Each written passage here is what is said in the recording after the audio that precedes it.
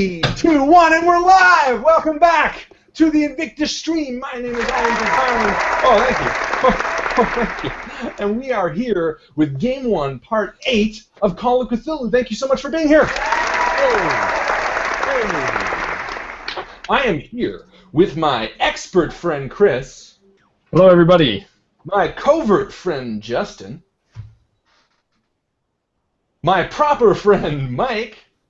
Pleasure to meet you all. Thank you. And as I mentioned, we are here with Game 1, Part 8 of Call of Cthulhu. Thank you all for being here with us tonight. We have an excellent game, and we are excited as well as nervous. We are 3 games away to the very end of this whole ordeal. Will the investigators live? Will their minds ooze out like a fine jelly from their ears? I'm hoping on the latter. I don't know about you guys. Frank wants to live, and that's a noble cause. This is, of course, an 18-plus show, like always. So if you feel that 18-plus is, you know, if you're not comfortable with the swearing and the gratuitous violence and the nudity that we are going to provide in this episode tonight, feel free to close the window. We completely understand. But before you do, make sure you give us a like. I was going to say up a thumbs, but we established last week that that's not clear enough. So please go to the YouTube page and like the video. It makes Mike want to adjust his bow tie all the more. Very true. I really do. I like to adjust and clean my lensless glasses because, you know, it makes me feel better. And that's really all you should want, is for us to feel better as people. So please go ahead and like our video. It makes us feel fantastic. As well as if you are on Twitter, go ahead and follow us on Twitter. Justin does some fantastic jobs tweeting out to Twitter twats. That sounds horrible. But he does, and we do a Twitter shout-out every week for people that we follow, and hopefully will follow us back. So if you are a Twitterer, please go ahead and do that. Finally, if you are not part of our Facebook group, what gives? You had to have made it 8 episodes into our little show by now. You should know what's going on, guys. You're not going to jump in at this point, so go join the Facebook group because you're upsetting Chris. Look at that face. This is how can you live with yourself, guys? So don't make Chris sad. Don't make any of us sad. Go join the Facebook group. That's the way to do it. And you know what? If you're on the YouTube page as well, please go ahead and give us a like to our Kingdom Death Monster video that we worked very hard on because it was a lot of work, and we want everyone to go ahead and like it. And we want to show it to the guys at Kingdom Death because I don't think they've seen it yet, and I think they'll love it because we give the game a 3 out of 10. But not really. It's a joke. 3 out of 10, I swear. No, it was actually a fantastic game. So go ahead. In fact, just like everything on YouTube because you're going to get a lot of likes back from us. Speaking of our Facebook group, every week we announce the most valuable post, and when we get money, I'm going to do most valuable post, and it will appear on screen in like a, you know, the more you know G.I. Joe type rainbow right here. Most valuable post, and this week we want to award the most valuable post to our very own Chris Lawrence. For your post regarding player count, you also did another one about time spent in a game, but both those posts were fantastic. It made us kind of think, what is the sweet spot for number of players in an RPG? Is it 25 people? A little much. Is it more like 3 or 4? That's my sweet spot, and I know because I have a few sweet spots. One when I play role-playing games, and one in my anus. So please give a big, warm congratulations to Chris Lawrence for doing such a great job. Justin's laughing at the word anus, immature. So who's the real immature one? The one who says it, or the one who laughs at it? Let's just do that. Not the word anus. No, it's just the visual image, and you've seen it. So, well, at least on me. So we also want to announce the winners. Every week we put out an Enigma, a curiosity that will allow the community, the spiritual advisors, yourselves, to get their brains on the floor, so to speak. It's a new dance craze. The Invictus Stream presents brains on the floor. Yeah, brains on the floor. You never heard that? It's like when you throw your brains in the ring, except it's on the floor. See, Mike's doing the brains on the floor right now. That's the brains on the floor by Invictus Stream. So it allows you to, flex your mind muscle. And this week was provided by our very own Justin Justin James, so we want to give him a big thank you. Now this week, we actually only got 2 winners, so we are going to announce them. And these names should not be new to you guys. Chris Lawrence and Yannick Goossens, well done, guys. You guys both won the Enigma. 5 XP to you both for getting the first correct answer to the Enigma. So well done. We'll be posting the new one tomorrow morning, most likely, because I've done it. And this one's a real noodle scratcher if you're scratching someone else's noodle, because it's not very difficult. We also want to celebrate one of our community members. Of course, here at the Invictus stream, we would be nothing without the community. You spiritual advisors, you friends of friends, you fellows who join us when we broadcast nightly on Wednesdays. So we want to do a quick shout out to our very own Hans Zieger for his anniversary. Congratulations, Hans. Hans has been with us since the beginning, and we, congratulate Bob and Aisha on there. So hey, you know what? If it's your anniversary and we know about it, congratulations, and hopefully we'll mention it on stream. If we forget, it's Mike's fault. So it's very easy that way. We also do a poem line. This is added week on week to the book that Dr. Henry Armitage is transcribing currently. So if you want to go ahead and do a quick vote on which stanza you think should win this week, go ahead. It's currently posted on the Facebook group. You can vote, and we're going to come right back to the winners after I throw it to our Justin James to announce the Twitter shout-out of the week. Oh boy, oh thank you very much, Harlan. Yes, I'm going to screen share for today's Cthulhu shoutout, if you will just bear with me. That's my bear sound. Okay, yes, so today's Cthulhu shoutout of the week goes to Delta Green, the role-playing game, by Arc Dream Publishing. And if you haven't heard about Delta Green, Harlan, could you explain a little bit about what Delta Green is exactly? Why, of course, Justin. Delta Green is sort of a subsect of Call of Cthulhu. It was developed by these guys who have now put out a core rulebook, and basically it's sort of the more military side of the Cthulhu Mythos. So, and typically it's the best way to put it, because our Call of Cthulhu games are very investigative. There's very little combat. Delta Green is sort of the opposite. It is the more dungeon crawly, more combat. Now, don't get me wrong. There's still a lot of investigation and things like that, but it is definitely different in that regard. So if you like the fighting of D&D and Pathfinder and games like that, you might prefer Delta Green over the typical Call of Cthulhu. Back to you in the studio, Justin. Yes, so thank you very much, Harlan. That's great. As you can see, they are on Kickstarter. They are backing. They've already reached their goal, but they've still got 21 days to go, so it doesn't mean that you can't go out and back this project. As you can see, that this video stars Jeremy Irons with a gun up to Harrison Ford's head, and Jason Bateman is running around with a book. I don't know if that's Jason Bateman. That kind of looks like Mark Wahlberg to me. Mark Wahlberg? I don't know. Maybe Jason Wahlberg. I see Jason Bateman. Maybe it's just the hair. Jason Wahlberg. I think I like that the most. Jason Wahlberg. All right, but that's about it. Yes, Arc Dream Publishing, congratulations. You are our Cthulhu shoutout of the week. So go ahead and back that Kickstarter. We will be featuring it in the description of this video. So if you are not too sure of how to find it, or if you're not too sure about Kickstarter in general, go ahead and find out there. That being said, a quick shout out to Kickstarter in general. I just want to mention that we do a lot of Kickstarter backs. Well, myself specifically.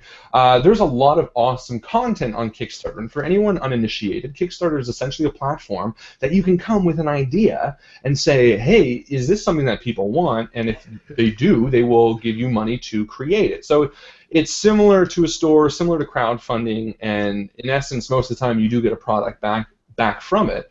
But I think it's really great for showing what kind of interest level may lie in a community. And for example, this Delta Green one, I can't remember how much exactly they've asked for, but they were backed within 24 hours. So 40,000 they backed. Yes, so there you go, and they exceeded that double, I think, within 48 hours. So clearly, there's an interest in these types of games, and anything that you might find that there is an interest in, Kickstarter is usually the place to check it out. I know I've found a lot of cool stuff. Kingdom Death Monster was one of them too.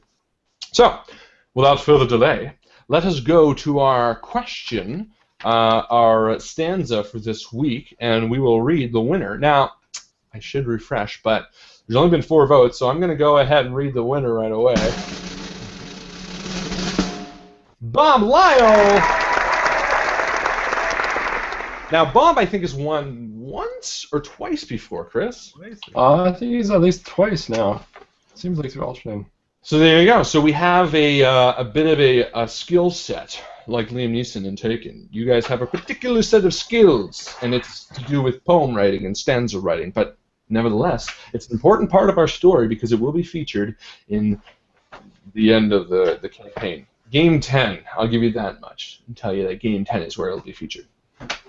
Once again, I want to mention to you guys that Facebook is the place to be reading all the handouts and supplements and things like that. And other than that, I don't have too much else to go over. Do you guys have any last-minute shout-outs before I crack open the book? I think we're set to go. Let's do this. Oh, now that's the way we do it. We're set to go. Let's do this. All right. Guys, I'm nervous. I'm going to kill so many of you tonight. How many? Not me. 18. Henry won't go down. Henry won't go down without a fight. Henry won't go down without a fight. All right. Well, without further ado. Henry's dead. Henry's dead. It says right here on the page. All right. Let's flip to the back of this bad boy. I think Frank's going to do a credit check. Really? How much will it take for you to go down? All right. We are, wow, 3 games to the back, guys. This is it. It might be an epilogue. I don't know. I haven't read yet. Here we go. Call of Cthulhu, Game 1, Part 8. Hello all, and welcome back to the Invictus stream. My name, as always, is Harlan Guthrie, and I am here with Henry McFarland, Frank Underhill, and Jared Coombs. Join us as we descend into madness once again.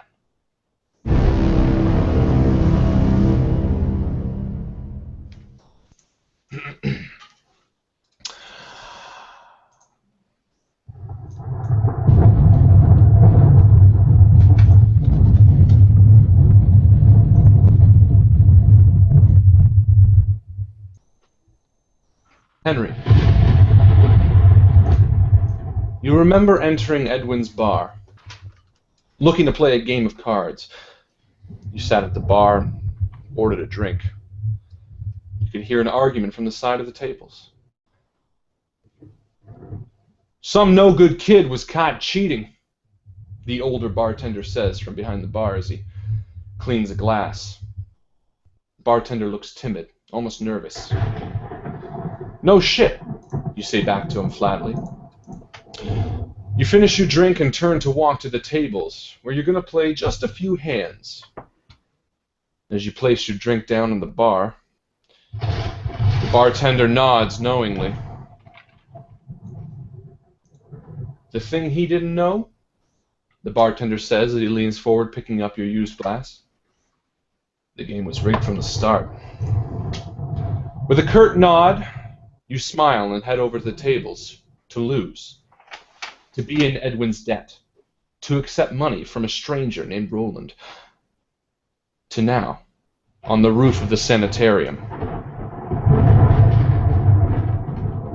The heat of the night bleeds through your suit jacket as you stand on the roof of the sanitarium. The sky stirs as the cracks of lightning in the distance illuminate the black clouds with flashes of bright light. The 3 of you share a cautious look as Anna steps down from the edge and bends down to read her diary entry. She looks up at you, tears welling in her eyes.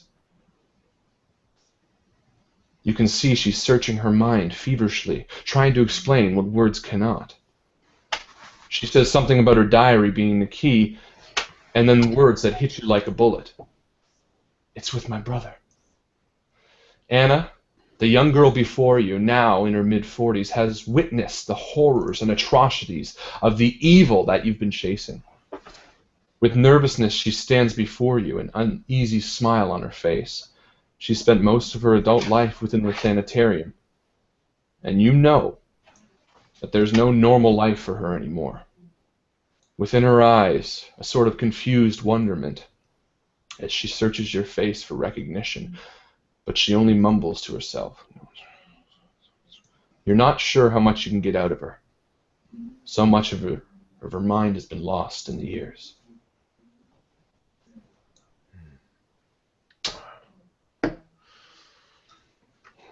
Well, I think we should try to get out of here. I start looking around for a fire escape. Okay, so, yeah, there would be a fire escape on the side of the sanitarium, for sure. And What do we get? I'll let Henry know. Hey, guys, there's a way out here. Yeah, Frank, how are we going to get Anna down? I don't know if she trusts us enough. Well, what do you suppose? We just leave her up here? No, we can't leave her up here. She'll die from exposure. Or the other crazies down there will come and get her and kill her themselves. Yeah, that's We a might- good point. Maybe we should close that door. Meanwhile, obviously, I've moved around to the side because I was behind Anna at the time. Yeah. It's not a bad idea to close the door, but anyway, so yeah, we close the door. It's probably a good idea.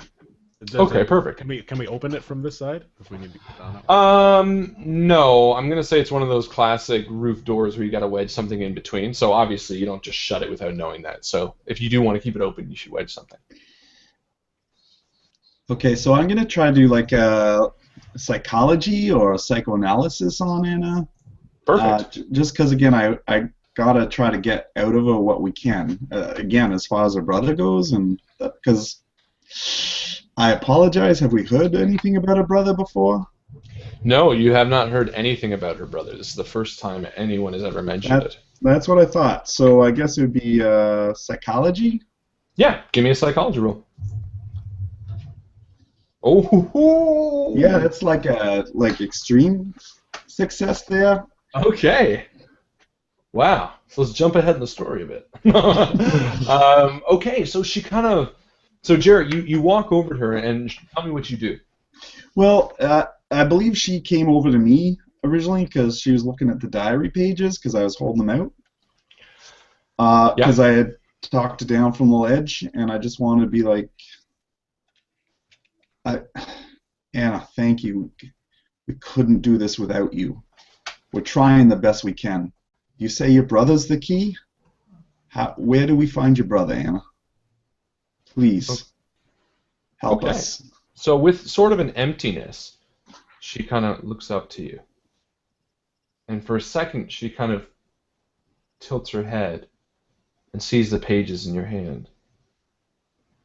My brother.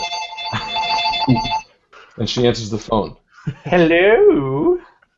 Anna's not here right now. No, so she looks up to you, and she says, "My brother, he has my diary." And then she looks up to the sky, almost knowingly, and she says, "I can stop this. The diary can stop this." And you can tell that a screw is a bit loose, but you kind of hold your gaze for a second as it doesn't feel like she's finished, and after a second she says, tears welling in her eyes, I left him at the orphanage. And she starts crying, and she falls to her knees crying. So I'll reach a hand out very slowly, resting it on her shoulder. Be like, Anna, it's not your fault. It's not your fault. It's not your fault. Not you, man. It's not your fault. Don't do this to me, Sean. Okay. No, so she responds to that again because you're going off the back of an extreme success, and she kind of looks up to you, tears now pouring down her face, and you see the look in her eyes, and it is one of constant running. Just for years, you know that she's had no rest, mental or physically, and she kind of nods to you. And while you haven't completely abolished her feelings towards leaving her brother, abandoning him. You can tell that she's probably willing to cooperate, and she kind of stands up, ready to go with you. Yeah, I was gonna say, do you want to come with us and help us find him, Anna? And she nods. Okay. Well, and and then she looks back and says, "Well, I don't want to stay here." So I'll take off my jacket because again it was raining. And I'll It's put it on. no, What's Anna no wearing? rain, but you can still give her the jacket. Okay, because whatever. She'd just be in like the gowns or whatever. Yes, that would be true. Do we see And any that- tattoos on her? Do you want to look? Well, I don't want to be overly zealous with my looking, but Okay. to the give point me where a- if I notice it on her wrists or ankles, I want to Okay. be aware of it. roll a spot hidden. A needless spot hidden. My dice stream, it's 94. So no, you do not notice anything. So as Jarrett's putting the coat around her, I walk by him after closing the door and say, Jarrett, real gentleman. But I can see you're not listening right now. It's like you've walked away from me. So, Well, Jarrett's really focused, and he kind of carries Anna with the weight that she deserves. So you guys trying to go back through the building or carry down the side? I say we head down the fire escape. What is the fire escape like? Is it pretty rickety looking, or is it safe? No, it's pretty safe. I mean, the building is messed up now, but other than that, it's up to code for the 1920s. In fact, it looks safe. Okay, yeah, well then definitely take the fire escape so we can avoid all the mentally Crazies? insane. Perfect. But this is like Home Alone, where I wanted you to go back through the house. Nah, screw it. We'll just climb across. He's a kid. What is he gonna do? Perfect. Okay, so you head over to the side of the building, and as you do, you get another a glance out at the city, and again the sky, the red moon kind of shows these cracks in the sky, and the clouds aren't just sitting like pieces of cloud, but they're almost writhing and turning as if mounds of twisted tentacles, or the curvature of like how you would see a brain being dissected, things like that. That's what the sky resembles. And for a second, the three of you kind of just get a chill as you help Anna down the side. Is anybody hungry? Yes, you guys are. Sure. Yeah, I'm hungry, but we're pretty busy. Well, and I give Henry a look that it wasn't really meant for him. And Anna does look at you and she says, yeah. All right, let's get some food. What do you think, guys? Should we head back to my place or just stop in somewhere close to? Head back to What you said, right? Well, there's a diner around the corner. I'm pretty sure we could just stop there. Yeah, that's a good point. All right, let's just go there. Okay, so you climb down the fire escape, and as you leave the sanitarium behind you, you hear the calls and screams of the patients inside. Some sound like they're being torn apart, disemboweled. Others sound like they're just maniacally laughing at the situation before them. Perhaps we should contact the authorities at this point. Well, as you walk down the street, you see, again, the street's still alive with people kind of walking in circles and chattering to themselves. Yeah, the policeman who was attacking that man has since left, but you feel and that's like why I was actually thinking it would be better to go to Frank's place instead of the diner, because that's what I remember. Everyone was kind of like acting wicked weird, and the whole thing was bullshit. Sure, we can go back to Frank's place. The whole thing just doesn't sit well with me if we know these people don't have their wits about them and just ripping each other apart. The whole thing's just bullshit. It is true. It's all fucked up. Well, driving isn't going to be safe, that's for sure. But safer than walking, Anna's I would hungry. imagine. Anna, hungry. Where's the orphanage from here? We're not going to eat children. The orphanage is on the far side of town, just past the hills to the west, we'll say. Okay. So would we have to drive by my place anyway to get there? Sure. Okay. Yes. All right. So I say And you know what? Actually, as you get Anna into your car, She says, I'm hungry and I'm so tired. She says, I'm just so tired. And you can tell almost immediately that now feeling a little safer, while she doesn't trust you completely, she can tell based on the communication that you had on the roof that you are here to help. She genuinely believes that, especially with Mike's psychology, or Jarrett's psychology success. Good. All right. So we head back to my apartment, and we take her upstairs. Oh, I guess we've got to get there first. Yes. So, yeah, we're going to say the streets are a bit alive with the bustle of people. So why don't you give me a drive roll, Frank?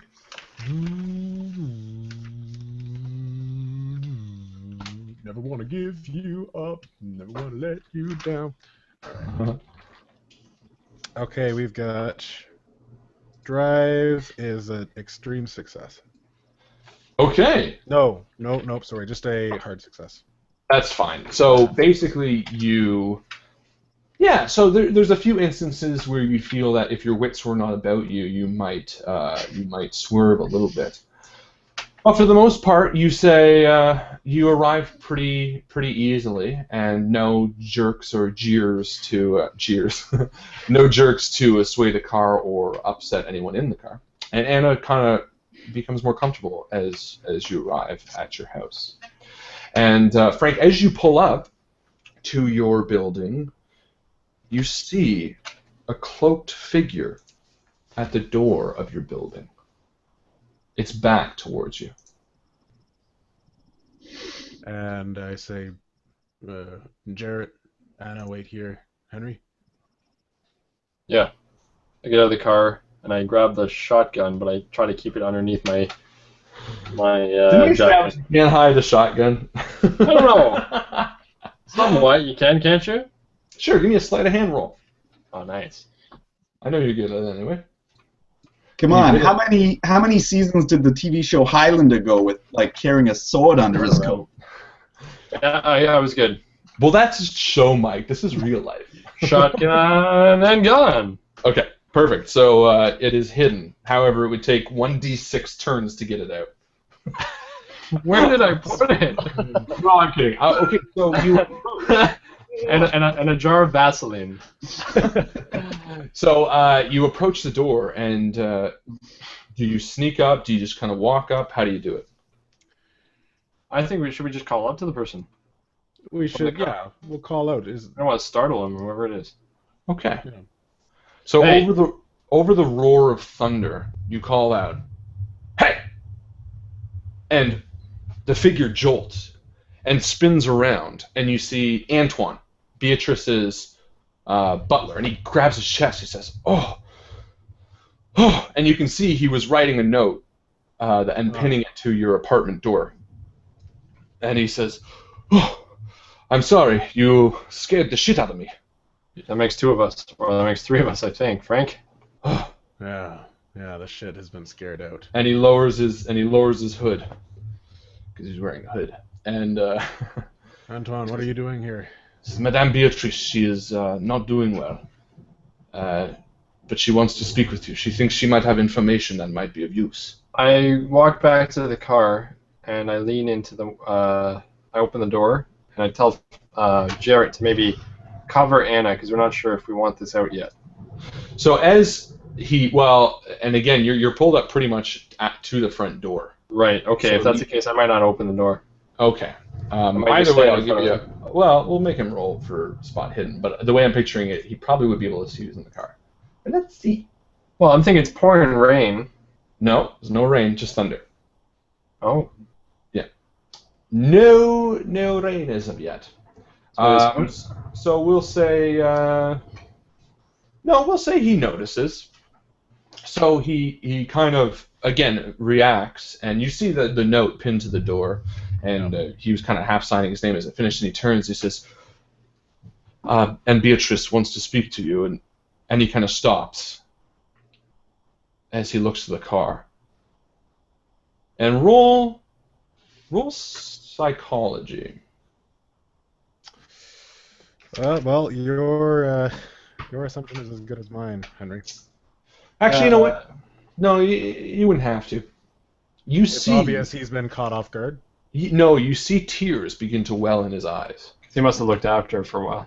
And he says, "Is that?" And you can kind of see him tentatively, kind of just, hold himself back, and he tries to lock eyes with you again, as if he didn't see it. Again, he's a butler, so he's pretty used to trying to hide hate and love. You seem a little emotional. And he says, "Is that Anna?" And he says nervously, If you have to know, yes, it is. And That Aunt Beatrice doesn't know yet. And he kind of looks at you and says, "You must understand. I had no children. But Anna was like a daughter to me." And Jarrett, from the back seat, you kind of see Anna, who's again kind of swaying after sitting still for a little while and watching these guys. You see her gaze kind of drift up towards. And you see her, and in a flash, she gets out of the car as well. Yeah. And they run to each other and embrace. Again, him much more of a father figure, not sexual. And he and then again, embarrassed, going back to his roots, he kind of backs her away and says, "No, I'm so sorry." And Jarrett, I'm assuming you would probably follow. Yes, sir. And he says sort of the same to you. He says, I'm sorry. You must excuse me. Anna was like a daughter to me." And Anna kind of turns and she looks at him and grabs his face and says, "Antoine?" Antoine, are you all right? Would you like to come upstairs for a bit? And he kind of says, yes. Come upstairs, take a load off. We'll just relax. Okay, and To the apartment. he kind of waits till Anna and whoever goes in first, and he hangs back with Henry and Frank. And he kind of turns to Henry and says, if Madame Beatrice saw Anna, I think it could help. I don't think Anna would want to see her, though." Why wouldn't Anna want to see her aunt? Because she sent her away? Yes, I think Anna would still be very much upset. What if just the knowledge that we had her, would that help? Maybe. And Beatrice is... And he kind of looks outside and says, "Oh, let's go inside." And he follows you upstairs. I go back to the trunk of the car and put the shotgun away before I go back in. Okay. So you guys enter the apartment, and Anna kind of walks in first, and she kind of twirls around a little bit. And this is a girl that lived in the attic of a house in the woods, a tiny little corner, who lived in the attic of her mother's house. That clarified something for me, because I wasn't sure if maybe the boy lived in the room and she lived in the attic, because I remember there's only... But now that clarifies. So there wasn't another room that we missed in the house, was there? No, there was not. So there is a tiny little corner for her in every place she's been, including the sanitarium, which, again, the rooms were very small. So she almost kind of twirls around the room absent-mindedly. And Antoine kind of walks in with you guys, smiling at her as if watching his daughter play. Hey, Frank? Yeah. I know this might be a hard question, but would it be okay to give Anna some clothing if some of it fits? I'm going to do a sanity roll. Can I do a sanity roll? Do it. Good call. The master bedroom, I haven't slept in. I haven't touched it since the day that my wife... No. And I haven't been in it. All right, so I was trying to get under my sanity, right? Yeah. And I snap to Jarrett and I give him a glare. Okay, and so maybe I'll do like a psychoanalysis and see if I can calm him down a little. Go for it. Bring him down. Yeah. And again, just try to emphasize the necessity of also trying to make Anna fit in. Mm-hmm. And I fail, but Maybe Frank's I'll gonna push it. get you. Frank's... So as the three of you are Henry kind of just nervously staying there between the conversation, you see Anna kind of dance, and she kind of falls on the couch, and Antoine is now sitting beside her, almost like still trying to keep the formal butler, but she's kind of leaned on him, and you can already tell she's starting to nod off as he kind of looks at her lovingly. So in other words, yeah, we're not gonna wake her anyways. I say, Anna, there are better places for you to fall asleep. Here, let me give you the tour. And she kind of, very groggily, kind of stands up. And I lead her to the back bedroom and to the master bedroom. And my hand hesitates before I open the door and let her in to sleep in there. Okay. And as the door swings open, you see her kind of jog in like a schoolgirl. And again, although she's in her kind of mid-40s, she's never really progressed past the young age she started losing her mind at. And she kind of sits down on the bed and kind of throws the blankets over her. And outside, Antoine kind of stands up again nervously and walks to the drink and asks, or walks to the sink and asks very politely if you can have a drink. I'm sure Frank's got something better than water. Frank, you got any other hard stuff? Yeah, I think I got some. And he says, and he turns and he says, no, none for me. Just some water. And he helps himself to a glass of water, if that's okay. Oh, of course. So, I picture we sit for like, I picture us sitting for a little bit, just kind of in quiet. Okay. So, yeah, Antoine reflectively, kind of, every once in a while smiling at remembering the past, sits down and at the kitchen table with his kind of hands crossed very quietly, drinking his water. Antoine, I have perhaps some hard questions for you, if you're ready, sir. You've been nothing but kind to us, so I don't want to push. And he says, no, of course. Anna mentioned a brother. Have you ever heard anything about a brother? She said she left him in an orphanage. And you can tell he's genuinely perplexed. And he says, no, they're... And you think further back on the diary entries and the fact that nothing was ever mentioned of him. And when Anna was on the roof, she did mention something about my secret, a secret that I would never be told.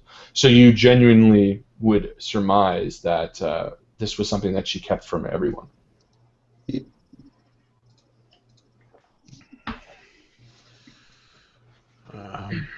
I got... Oh, sorry. I was going to say, Anton, you're probably the closest thing to family that Beatrice has and Anna has. You probably know the best way to go about this. We have some hard questions for Beatrice. How would you bring them up? And he kind of says, Beatrice did what she thinks is right. I can't do his accent. I keep going in and out. It sounds more Indian. You do what you think is right. It is not her fault. So I'm not going to bother anymore. But he just says she did what she thinks was right. I can't fault her for that, as much as it tore my heart apart to do it. If you have tough questions for Beatrice, the only way she'll cave, and it's like when you first came to the house, she will, when confronted with proof, with evidence, with something to say, you can't lie, because Beatrice is, for years, she has been sliming in and out of social circles. She'll do anything she can to avoid the noose, and if it comes down to her admitting something, she was willing to completely throw aside her only family, purely for her reputation. Now, you said that she wanted to speak with us. Any idea what that was about? Since you left, I'm going to do this past tense rather than trying to act about it because I can do the accent anyway. So he explains to you that since you left, that she had fallen into, maybe, based on his tone, maybe an overly dramatic illness. Oh. But that she did want to speak.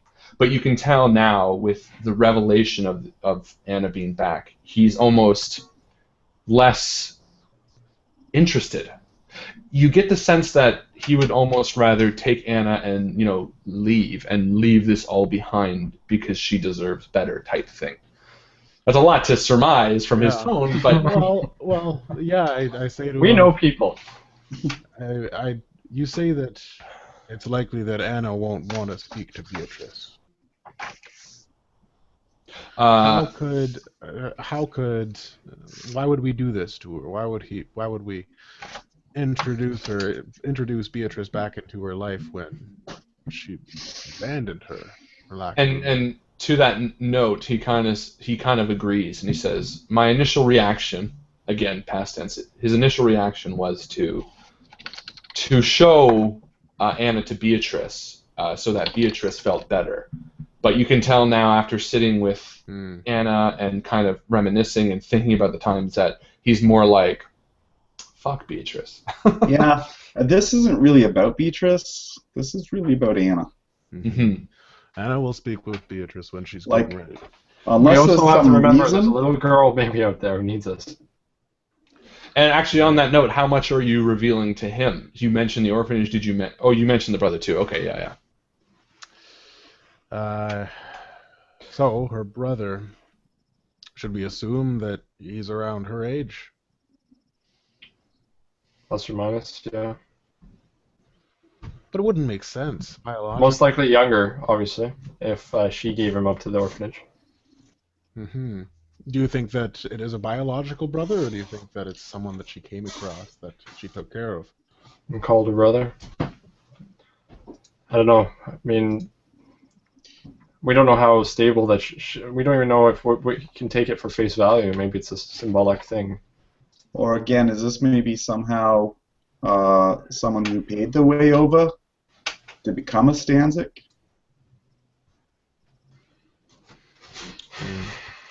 Maybe. Well, you do know that there is only one orphanage in town, and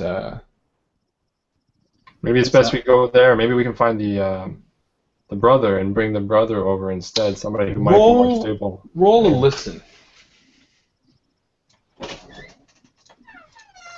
Uh-oh. I hear a door opening. Anna, are you awake? Yes, successful. Success? Okay. He didn't succeed? Oh, no, he did, sorry. Oh, okay.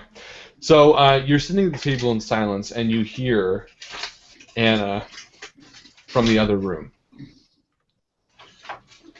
And you kind of slowly stand up and walk over, and very slowly you open the door, and you hear her speaking in her sleep. And she says the name, Eric. Eric, I never should have given you away. Eric. And she falls back asleep. Okay, so a little weird maybe, but I'll probably sketch Anna while she's sleeping. Yeah, and Antoine kind of gives you a bit of a... Yeah, no, and I grab Jarrett. I would probably stop Jared too and be like, no, that's not cool. What? Not cool, dude, not cool. But I'm like, it's her. It's the one. Because at the same time, I'd also be looking for any tattoos or anything like that. No. No, not everywhere. So Antoine stands up and says, I should probably get back to Beatrice. Yeah. Is there anything else we should know, Antoine? Anything you can help us with? And he says, if there is anything, I will let you know, but she seems to be in and out of consciousness. And as he kind of gets up to go, you can see him looking towards the bedroom, longingly for Anna. Antoine, if Anna says anything or wants us to deliver a message, we'll get it to you right away. Yeah. Yes. Let Beatrice know we will be there soon. We just have some business to attend to. Mm-hmm. And he goes towards the door, and you can see him stop, and he says, Are you bringing Anna with you to the orphanage? Well, that's up to her. And you can tell from the doorway that she is zonked out. Zonked, a word not used very often on the Invictus stream. But it's But a used real often word. on Let's Make a Deal. Well, it says under the influence of drugs or alcohol, which she is not. Oh no, it also says exhausted. She is zonked.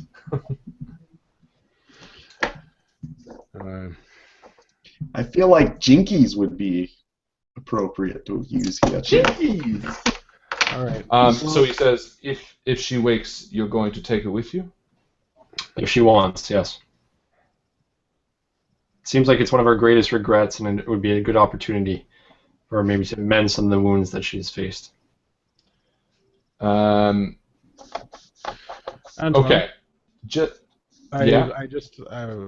Sorry, before you leave, you say you need to get back to Beatrice.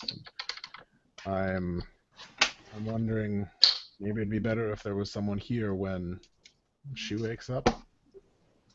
And you can kind of see that while Antoine was nervous to suggest it, he kind of says, I think I would feel more comfortable with that.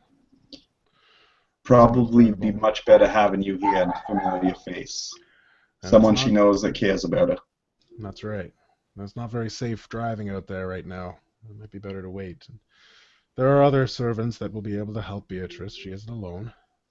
And you can see with his eyes, he thanks you. Each of you, he kind of looks at you and nods. Not used to seeing kindness from masters, per se, although you are not his master, but he's not used to it, so he kind of says thank you, and he hangs his coat back up and kind of walks to her door and just watches her sleep a bit. Okay. I go to Frank. I say, put away the silverware. I have enough silverware and Aunt Beatrice's that I've stolen over the years. Okay, of course, that's where the money's at. On to the orphanage? Yeah, I think that's a fair bet. Now, do you want to maybe mention to Antoine that you might be expecting phone calls? That's a good point. Well, I was thinking about making a phone call here, but it makes better sense if, that's perfect. We've got our own receptionist now, guys. This is great. You asked and I answered. I mentioned it to Antoine, and very used to taking messages. He says yes. It is. We're expecting phone calls from J.D. Ackerman, right? Yes. Ackerman and the Smithsonian. The Smithsonian, right? Okay, so you leave the apartment. The city heat is stifling as you drive from your apartment towards the orphanage, which is on the outskirts of town. The city has only one. It's very large, or at least it was at one point. Now only a handful of children, to your knowledge, still occupy it. Some have been there for years, and some are now off in their teens. Some still infants, brought in from the streets. And as you pull up in front of the building, you look at the stone facade and you think, what stories could this building tell? The red moon hangs in the sky, unmoving above you, just above the writhing clouds, as if it's casting a warning sign of the things to come. And again, the soft crack of thunder echoes on the horizon. And then the rain starts, thick and wet and warm, onto the car. It hits with dull thuds. Tunk, tunk, tunk. And you step into the car, and you notice something, that the rain is viscous, almost mucus-like, coating your car and your jacket. It feels slimy to the touch. And you stand in the rain and get drenched. It's like goat drool. And me without my slip and slide. So good. All right. So you are standing there in the mucusy rain. Before we head in, I stop and I have a moment of indecision, and I go back to the car, and I put my gun in the car, Okay. and I see Henry's giving me a weird look, but I say something feels weird about bringing a gun into an orphanage. I don't know. Yeah, something feels weird about this whole day, and you're gonna be unarmed. We nearly died a second ago. Imagine we didn't have a gun and that maniac came after us. Sanitarium's a different story. We've seen police officers in the street going crazy. Who knows what they're gonna be like in there? Just bring your piece, just in case. No, Henry. No. Fine, I'll take it for you. And I go and grab it and put both on me. Okay. So now you are now encumbered. Roll double. Okay. What Fair kind enough. of gun did you have? So, yeah, you guys quickly jog to the front entrance, and as you approach, you notice the overhang, which you try to hide under, and sitting in the corner, just before the steps, is a little boy playing with a truck, out in the dark. Mind you, it's midday, but it looks black as night. And he's just playing with a truck. Have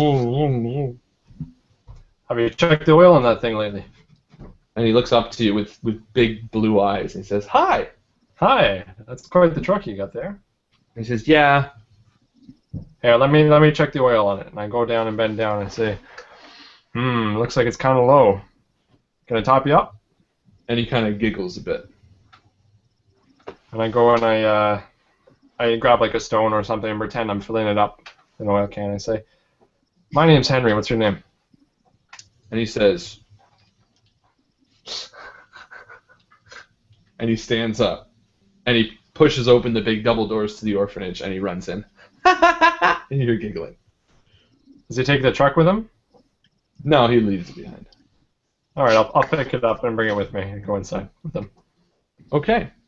So you guys enter the front hall of the building as you just see the young boy kind of running up a set of stairs, and he kind of and runs up to the second floor. And the front hall is dark, and you can hear the rain pattering down on the roof and the thunder crashing over the fields around it. And to your left, it looks like a closet. To your right, it looks like a front office with a large glass pane and two empty hallways leading either way. And you hear nothing. The footsteps echoing of the young child running upstairs, but the place seems dead. Maybe I'll take that gun back, Henry. Yeah, you had your chance. I give it back to him. Like as indescriptly as I can. Yeah. What do you think's going on? So let me get this straight. Is it dark in here? Yes. And do we hear that creepy ass orphan noises? Yeah, you hear little kids running around upstairs laughing. It's pitch black except for... no, it's pitch black. And again, to your right is a front office, stairs leading up, there's a closet to your left, and then hallways leading left and right. So, is there a desk, you said? No, you're just kind of in the... Think of it as a school, almost. It feels very school-esque. So let's walk, we'll walk down the hall and look for our first open room to get kind of our bearings. Okay. So you step into the hall, and again, long corridor leading right and long corridor leading left. Both pitch black. Let's go to the left this time. And Jarrett pulls out his flashlight. And someone give me a spot hidden. Oh, else want to give it a try this time? Yeah, let's get Jarrett.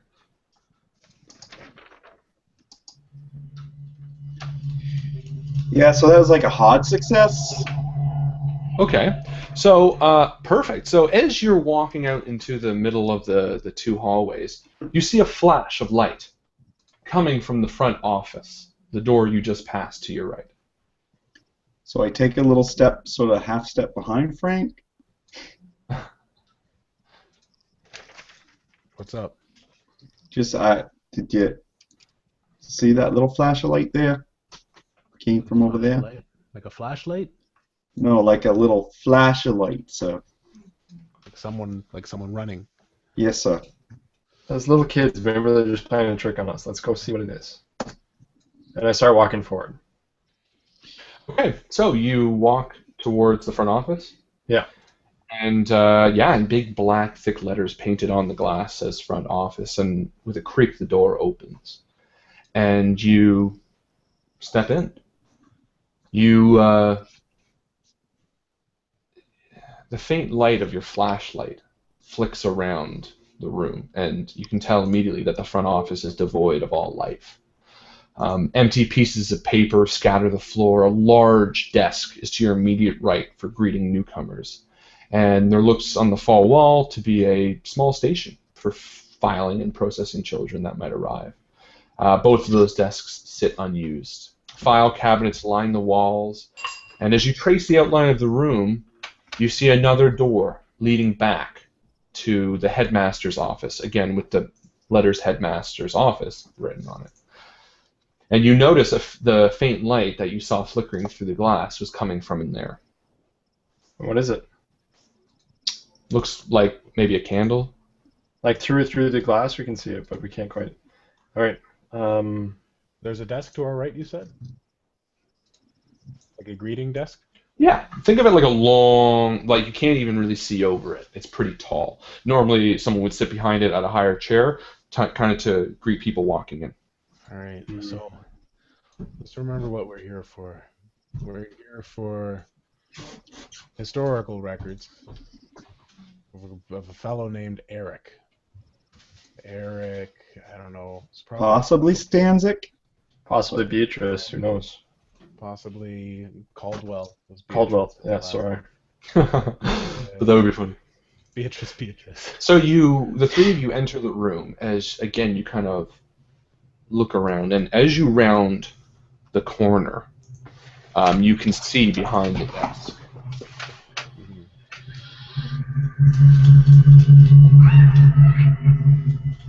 And as you do, your lights dance on the face of a woman. You see her sitting in her chair, the tall chair that sits behind the desk, with a twisted and pained expression of death on her face. And as you sit there staring in the dim light, you see tiny holes all over her face, caked blood around each, her eyes porous and deflated as if something has drilled 1,000 tiny holes in her skin. And she sits there in the chair.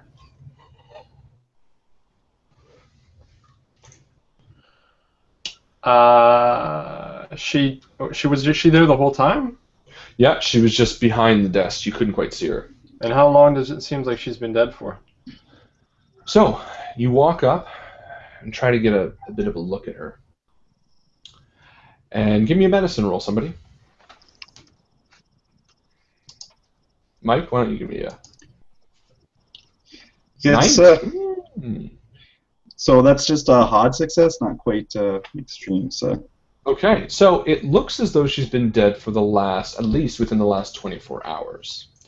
And as you're looking at her, before you can turn away, you see a twitching, a small flick in her cheek. And from out of one of the tiny holes crawls an ant. And another. And another. And in seconds, you see the woman's mouth swarm with ants as her empty eye sockets crawl with ants. And from every tiny porous hole in her face and in her hands, ants come pouring out, filling her with ants before your very eyes. Jared? Yes, sir? What do you see? You all see it. You all see this. I'll see it. Back up. Oh, yeah. Back up. Yes, I stopped sketching. Okay. And All the right, ants so- begin pouring out on the floor. I see them pouring out, and quickly I run through to the next room. Okay. And you each do? Yeah, Yes, let's sir. follow. Let's go. Okay, so very quickly you run to the next room and you shut the door behind you. And as I you can see. take my coat off and I try to shove it under the door to stop them from coming in. Okay, so you're shoving it under the door and you can see through the glass, through your lights, black kind of just moving across the floor, the ants.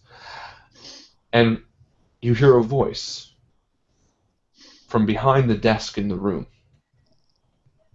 They won't hurt you. Is that what? I turn around, obviously, first thing. Who's talking to us? And you see two hands, and from behind the desk, a very timid old man, very old, kind of stands up, and you see immediately from his white collar and black shirt that he is a priest of some sort. And he says, they won't hurt you. Are we talking about the ants or the children? The ants. The ants won't hurt you. Why do you think they won't hurt us? Thank God you're here. And he walks from around the desk and he grabs one of your hands and shakes it. Thank God you're here. What happened here? And you can see him smiling, and you can see that his teeth are chipped and cracked with age. And he kind of turns around and walks back. I need to catch my breath. And he sits in a chair in the corner. Oh, God. All right, what's the situation on the ants there, Henry? They're not coming in yet, but No, it who knows looks. how long it'll- Yeah, it looks through the glass. It looks like the ants are migrating back to the body and climbing back in. Okay. Yeah, so, sir? Are you okay, sir? And you can see he's hyperventilating a bit. Yeah, no, I'm fine. What the hell's going on here? It's like, as I stand up from the door. My name is Father Rourke. I'm the headmaster here. Listen, you have no idea the things that I've seen in the past 24 hours. Things like what? Well, give the guy the time of day, Frank. And he 2 says, o'clock in the afternoon. And an ant comes out. I wish. And he says, listen, I don't know why, but the children, something's wrong with the children. I saw a little boy out front. He seemed like a regular little guy. Did you provoke him? Did you say anything negative to him? No, I was playing with him. Make sure you don't. Make sure you don't say anything. The children, they've turned on the staff. The employees here, the nuns, they've turned... Oh, God. Someone do a psychology roll to calm this mofo down. Yeah, that sounds like something I would do. Go for it. Yeah, we're still good. It's just it's a pass. Okay, no success. So he kind of takes a breath. Over the past 24 hours, the children have turned on the staff. Not in an immediate way that I realized. Little things at first, accidents, things that seemed odd. One of the nuns broke her back, painfully. It wasn't until Miss Richards out there. I saw it. I saw a young kid walk in. No. You'll think I'm crazy. We can okay, assure sir. you we've seen some things ourselves. Give me a persuade. Not that he doesn't want to share, but Well, how about psychoanalysis? sure. Or a persuade, which I think worked as well. Persuade did work. Yeah, well, let's do my extreme success. Ooh, okay. So you kind of walk over him. You can tell that he's telling the truth. And between the three of you, your stern look of, look, we don't fuck around, man. He looks up at you. All right. Look. I don't know why, but the children have some sort of power. I don't know. A young child walked in. He looked right at Miss Richards. and she told him to get out because we were busy, and he said something childish. Something in a million years we never would have thought more on. He hoped that she got ants in her pants. I know, at first we laughed as well. But the minute he left, she did. And they crawled up and into her. And they began devouring her from the outside, from the inside out, and she screamed. And I didn't know what to do. Everyone from everywhere. Some of the nuns were complaining that they couldn't see after the children claimed that they shouldn't be looking where they were. For whatever reason, what the kids are saying is coming to life. Anything against you, sir? Did you hear them say anything against you? No, not yet. I hid in here and locked the door. Do you know where we'd find the records room, sir? We're looking for historical records. What? What does that have to do with anything? You need to help. You need to help me. You need to help. There could be others alive. We assure you, Mr. Rourke, or Reverend Rourke, we will help you. Father. We're here, Father Rourke. We are here for a reason. And things are crazy in here. Things are almost as crazy outside. And we're looking for information that'll help us stop this. Whatever's going on with everything. Everybody. How long have you been serving here at this orphanage? Past 3 years, maybe. Okay. Is there anybody here? Well, I'm sure there are people here who have been here much longer, correct? Well, before me was Father McCready. He was here for, oh God, 20, I don't know, 20, maybe 30 years. He retired? No, he passed away a few years ago before I started. Well, when I started, really. And you can see him calming down as he's getting his mind off the present. Well, Father Rourke, my friend here is right. We're looking for the historical records of this building. Why? Why the historical records? Well, we're looking for a fellow named Eric. And he must have been here quite a few years ago. You wouldn't have known him. It would have been at least 9 years ago. And we feel that the only way that we could find him is through the records. I have no idea. If you think it will help our problem here, yeah, the records room is down the hall. Down the hall on this floor? Yeah, down the hall all the way to the left. What can we find upstairs? What's going on up there? And he looks at you with intensity. The children. That's where the children are. That's their rooms. I can hear that. So if we stay on the main floors, we have less likelihood that we're going to find them. Is there anything upstairs, though, that we might need?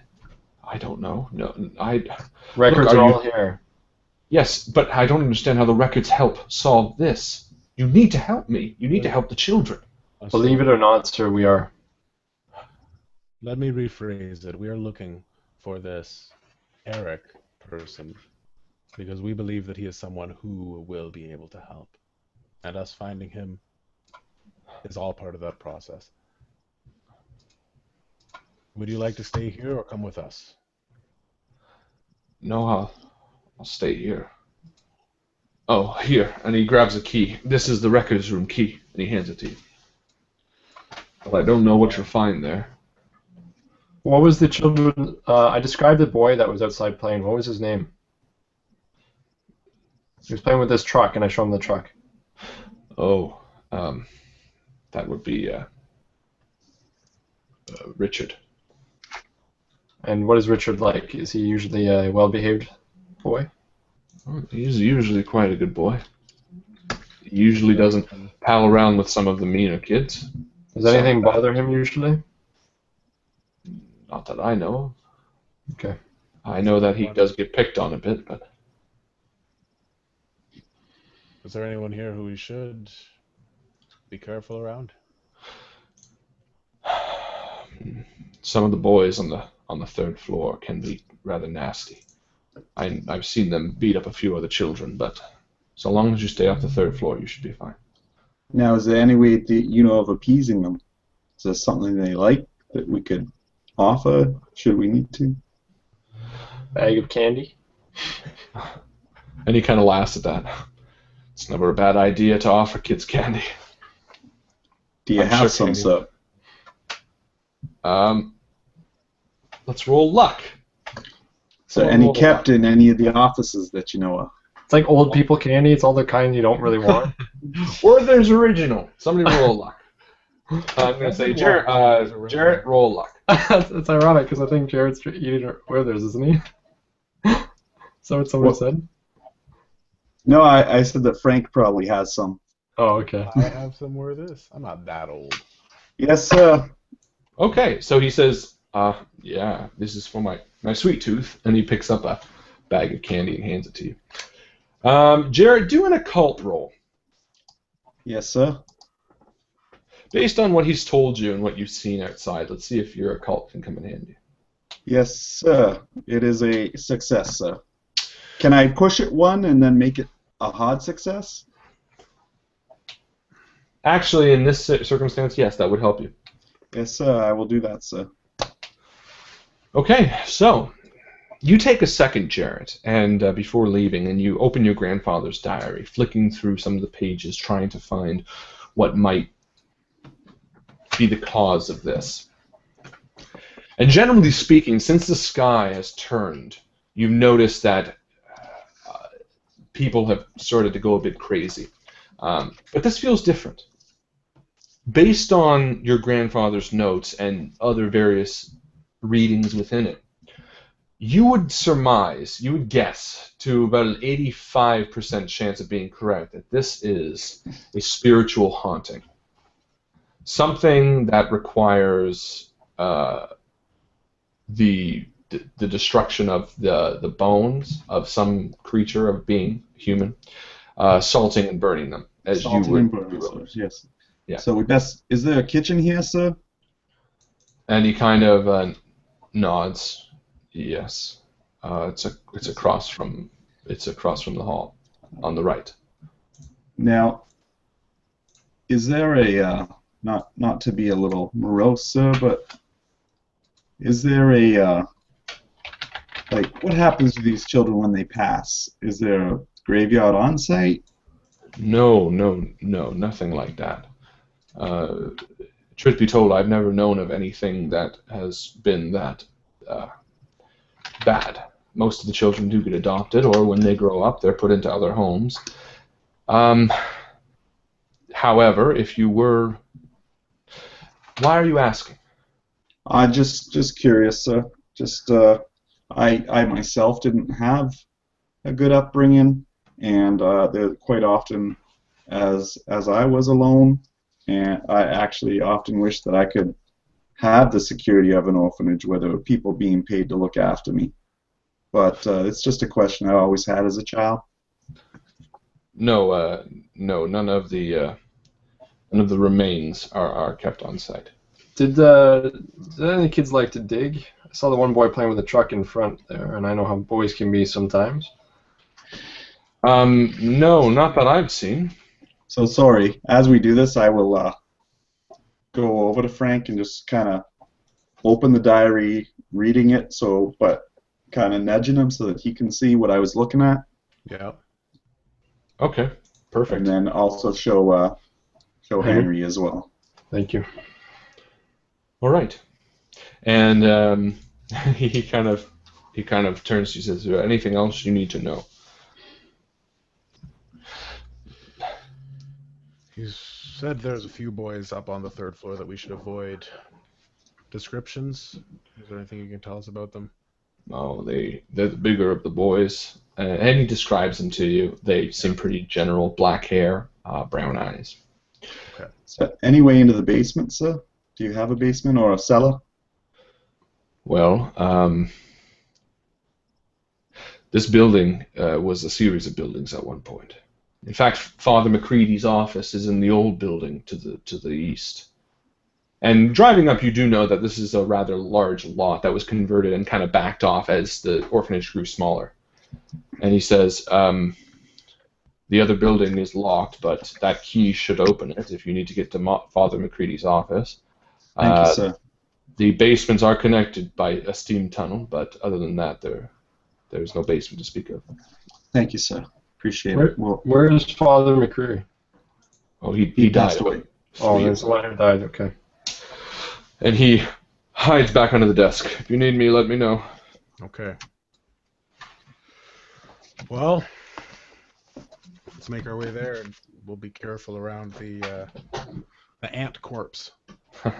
So you head back out, and you are careful around the ant corpse, and you head back into the hall, and again, quietly, you hear laughter from the second and third floor as you make your way over to the records room. And the key fits pretty easily and slides open, and you enter the records room. And there's a few, looks like it's also used kind of as a janitorial closet, and there are alphabetical records, as well as there is a small box that is labeled incident reports. Well, that seems important. But That's the door behind us.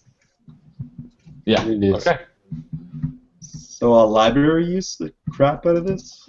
You're looking for a first name, which is going to be tough. Or one of the two last names that would connect them.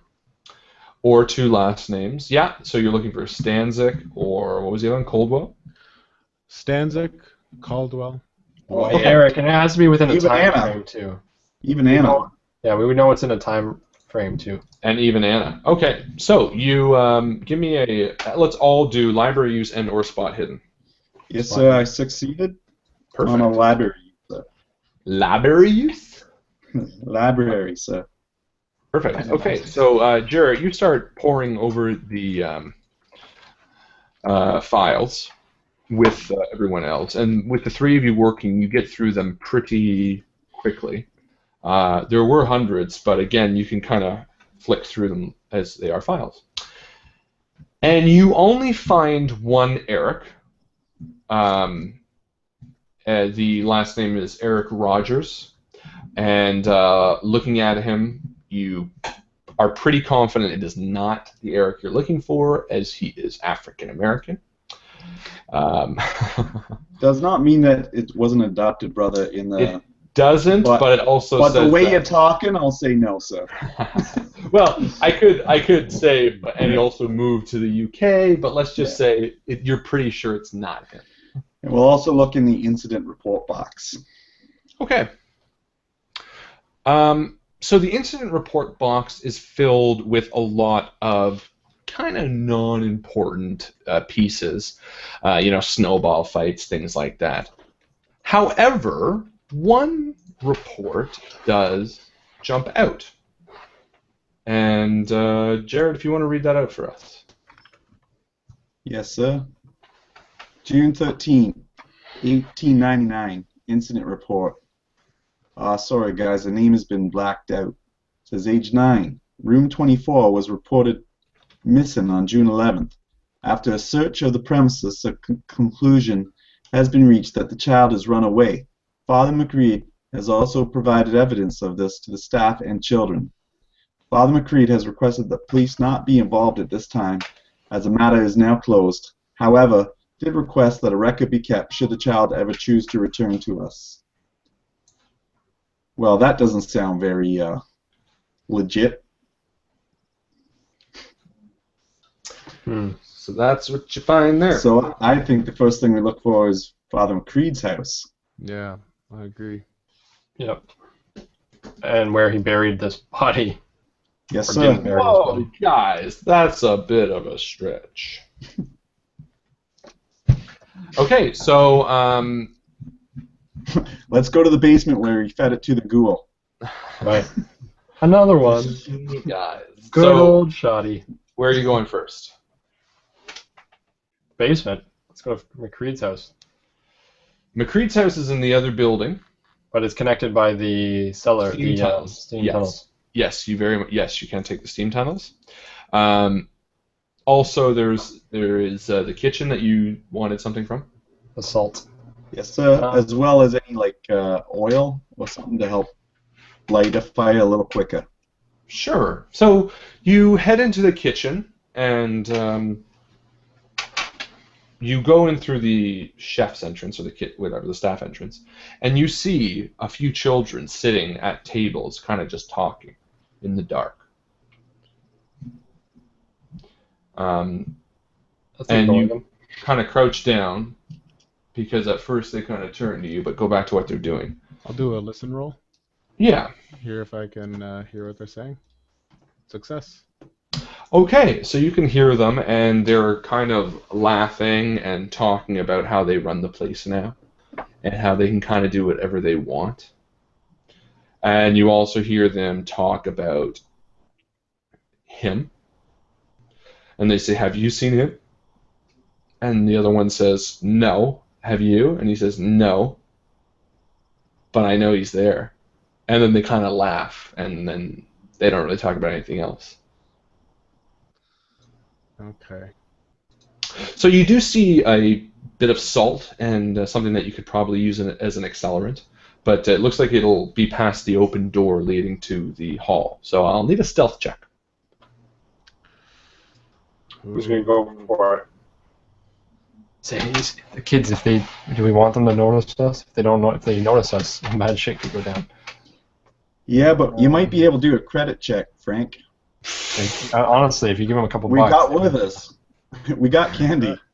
We got the denominations of which they speak. How much money do you have on you, Justin? No, not money. Candy. We got the bag of candy. Oh, right. Okay. We As use far as it. I know, I have like kid? $1,300 on me. Yeah, we've got lots of money. Okay. Yeah. I think I've got 200. I think Henry's got like 1,800. By the way, I put most of it in my boot. Too late. No. No, I do it right now because if I offer the kids, I don't want to take a wad out and be like, "Here, kids, have $1." No, man. Are you I want the whole slanted? thing.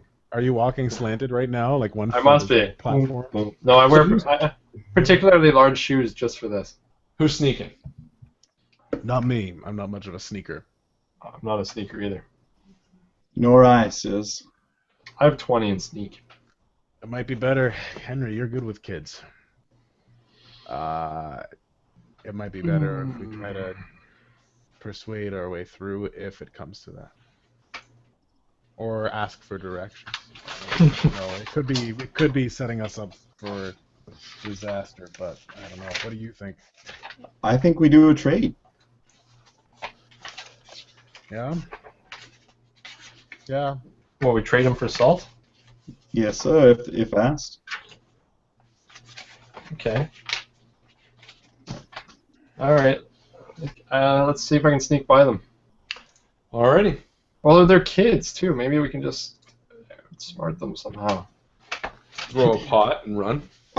I don't know how to deal with kids. Just keep knocking them out as they come around the corner. Yeah. I'll just hold them at an arm's length.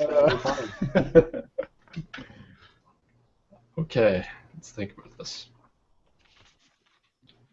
It's alright, we got time. Get them drunk, find a bottle of whiskey, and just roll it out there. Let them at it. Wait it out. I bet you I could drink more. No, we shouldn't. We shouldn't like do a competition. No, I agree. Because even if we win, then they'll just turn us into ants. If we lose, we lose. What we do is we get them to wish us to be invincible. Like fake cry and appeal to their empathy. No, we somehow trick them into saying, "I wish you were invincible," And then we can win this game. and then we just beat it. Yeah, We would win. and we get the power of the ghost. That's yeah, right. you'd be invincible. Yeah, and you'll just be floating in space once the world's exploded. Yeah. Sorry, Or- I'm just trying to figure out why we want the power of a goat. It'll turn us into titanium, just titanium statues that Yeah. can't break. Flawless. All right. Okay. Well, Not so sneak. are we Are going we to try to gonna talk to them? sneak? I'll try to sneak first, and then I'll see if I can talk to them. Do Guess it. I'll turn my light off. No sneak. Now you can always push it. No. No. Okay. So well, then I realize. hold on. This is a versus roll. I'm not going to just make you have to fail that. Let's see what happens with them. Oh! I can't see it. I can't see it. You can't see it? No. 76. Versus what? 79. Yeah. So could you use then luck, like Chris, use luck? Because Well, I don't think I can now. No, it's not about beating it. It's about whether the kid I was rolling for beat his listen or his spot hidden or whatever. Right. And you step out, and as you do, you knock something over. And just as a kid turns, the other kid says, "No, listen!" And he turns back.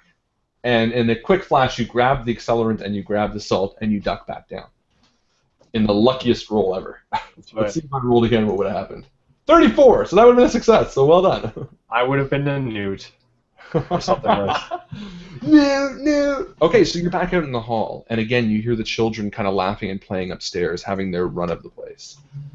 Again, being the little kids that control everything. Where to now? Basement. To the basement. All right. So you head back to the main area, and you turn and walk down the stairs to the basement, and you set your foot down on the cellar, and what you see is a series of boxes and empty containers and things like that, cobwebs in the corner, and you can tell this is a place where the children are usually not allowed to go. And to your left is a small, but large enough for you to walk through, crunched over, steam tunnel. But it does look like it opens up larger on the inside. Perfect. Okay. Shall we? Yes. All right. Let's go. Okay. So you begin the long walk towards the other building. And as you do, you enter the main part of the steam tunnel, where you can stand up straight, and you begin walking, and you can hear your own breath on either side as your echoing footsteps run the length of the steam tunnel. And for anyone that doesn't know, steam tunnels are quite freaky places. They are. What's that? Sorry, I do want to do as we go. I know there's not a lot to look at, but I do want to do spot hiddens along the way, just in case there is like a wicked weird thing that shouldn't be there. Maybe some place where the body is stashed or could be stashed. Okay, give me a spot hidden.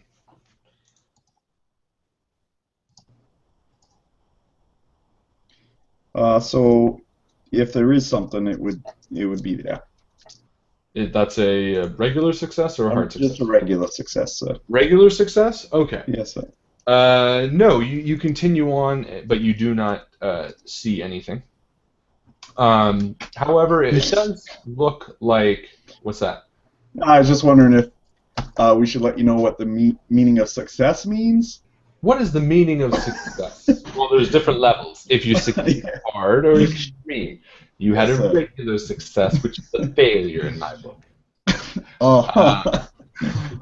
No, so you continue on through the steam tunnels, and you're kind of casually looking, but again with the long, and again it is a huge passage with varying shapes and sizes as you go. So you do know in your hearts that even trying to find something within here with just a regular, look would be pretty difficult. And as you arrive on the other side, you see a set of dusty steps leading upwards to the old building.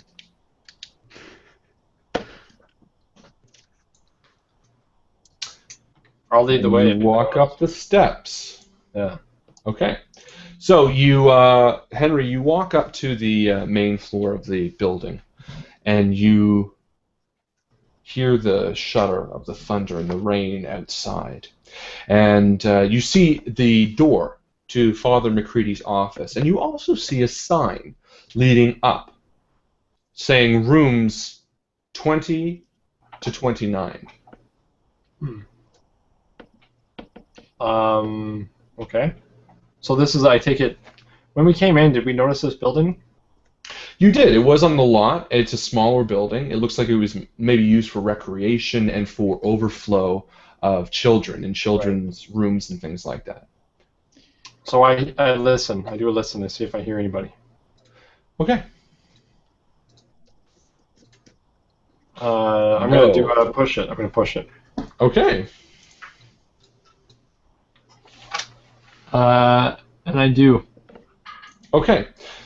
So you do a listen and the old building, and you hear the thick, wet drops of rain on the roof, or whatever it is. But you don't hear anything else, do you? Wait. No, you do. This building is empty, and yet, from the second floor, you hear a child laughing.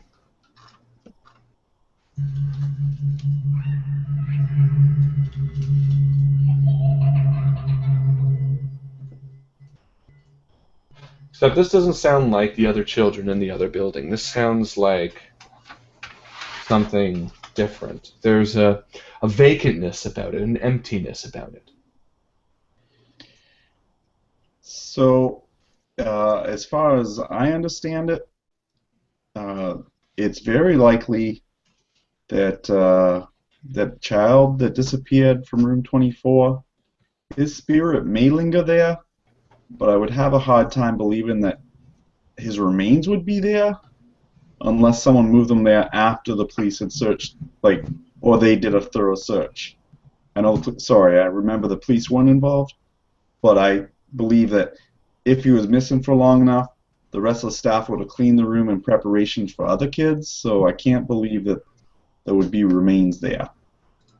True. However, based on the age of this building, it is entirely possible that it was shut down shortly after the child's disappearance. Yes, sir. Only based on what you can tell. Before I heard it. Do we? How is this? Can I smell anything? It's like no. Like, I mean, if there's a rotting body or anything, it's gonna. Yeah, I know that the child's body would have been years ago, but. Yes, no, it doesn't smell like anything. It smells like an musty old building. I honestly think the best place to look is probably McCreed's office or his bedroom or something weird like that. Yeah. Okay. So, perfect, yeah, you do see a door with McCreed written on it, Father McCreed. You guys agree this is a good place to start? Yeah. Yeah. I take a quick listen at the door to see if I hear anything, and then. Sounds completely empty. All right. I'm gonna look for any pictures Of Father McCreed? Father McCready, any children, just in case it was like a wicked, weird situation, because a lot of times psychological profile, people that are into children will have like a lot of pictures of children or like, things geared towards children. Okay. And I would just see if like to say, I would just like to say, Mike, that you are incorporating Wicked Weird into everything very seamlessly now. Thank I you, hardly sir. noticed it that time. It's because I'm not bullshit. Whoa. That did go dark. Why'd you get all spooky all of a sudden?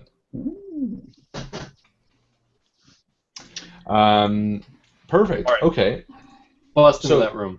So you bust into the room and you see nothing. You enter the room and it is a dusty old office room with plaques on the wall, a cross hanging. No pictures of little boys? No pictures of little boys in their bathing suits. Nothing like that. It's a good idea for sure. So nothing in here. Even if we do a spot hidden, we're not gonna find it. Let's do a spot hidden and find out. But I don't want to have to. Fail. I'm gonna push it. Go for it. Pass. The room catches on fire and you never find anything. No, you take a look around, but it looks emptied. It looks like it was after his death. People went through, took everything out, and it is an empty office. Well, it's not here. Wouldn't that have been a little easy? Father McCree's the bad guy. Let's go to Father McCree's office. Done. Well, we could use a win. I got shot by Edward. So do we know that Father McCreed is the bad guy? No, sir, but we do not. But it does seem rather suspicious that he was so quick to write off the disappearance of the child as a runaway. Right. It could have been anything, but I feel like this connected. Yeah. Do you? It could have been one of the nuns that did it, and he's covering for her or something. That's what I'm saying. I just think he knows of it. Wasn't necessarily the perpetrator himself. So let's just recap then. For us, we're looking for a boy named Eric. It said in Father McCreed's letter that Eric ran away. No, there was no name attached to the letter, sir. Oh, we don't know if it's Eric. No, but we're assuming. We're assuming that it was Eric. Father McCreed passed away 3 years ago, correct? It's the only one we got a handout for. Again, I'm just to go back a second, Frank. I'm not assuming that the boy that's missing is Eric. I'm assuming that the spirit that we're trying to quell here is the boy that ran away. Not necessarily that they're both the same person. Based on my listening check, though, based on the fact that I heard the voice upstairs in a building that's supposed to be abandoned, I feel like we're going to find something upstairs. I feel like the presence is up there. Yes, sir. So sooner or later we need to go up there. I don't know what we're going to find, but we're going to have to go up there, and I feel like that's where we're going to find what we're looking for. You do understand that this puts us in a very awkward situation if any of those kids... What? If any of those kids comes at us, what do we do? I don't know if they would, sir, because again, they were all talking about have you seen him? Have you seen him? And whether or not they've actually encountered him. So I don't know if any of them would be over here. Does it look like there's dust and stuff settled around here? Yes. Especially in the office. No footprints. Well, what about like where we came in? Give me a spot hidden on the main hall. Hard success. Yes, it does look like there's footprints. Children's footprints. Children's footprints. A lot of them? To find a lot. Going in and out, or just going in? Some going upstairs, some going to the main floor. How many sizes can I count easily? Also, you roll a full read. That's not a hard success. I've gone up since last time. Oh, okay, good. I was like, do I have to start watching your rolls, guys? Okay. Yeah, I've gone up. Good. Sorry, how many? You can't tell. It's half is for a hard success, right? Yes, no, if you're above 80, then yes, sorry, it is. I'm just at 80. Okay, then you're good. So no, you can't tell how many, but you can tell that there are small footprints leading from the steam tunnels up to this main floor and upstairs. However, none go into Father McCreed's office. So what do you want to do, Jarrett? So what do you want to do? You want to go upstairs and disturb this spirit? And No, sir. I want to find where the remains of this spirit are.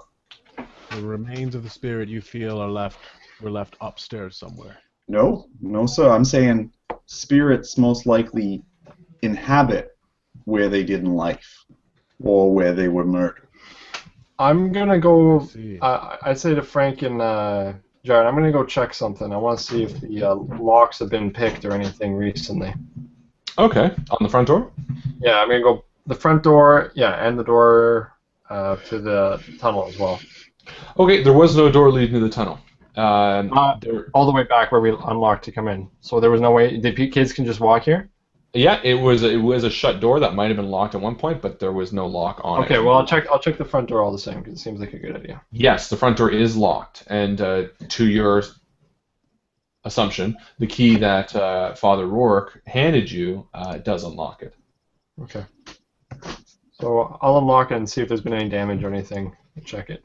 Okay, so you open the door and you give a look, and by your passive lockpick skill, you'd be able to tell if someone did. Right. And no, it seems untouched. Okay. Well, do we know of where his bedroom is? We don't really. McCready's bedroom? Yeah. McCready's bedroom wouldn't be in here, would it?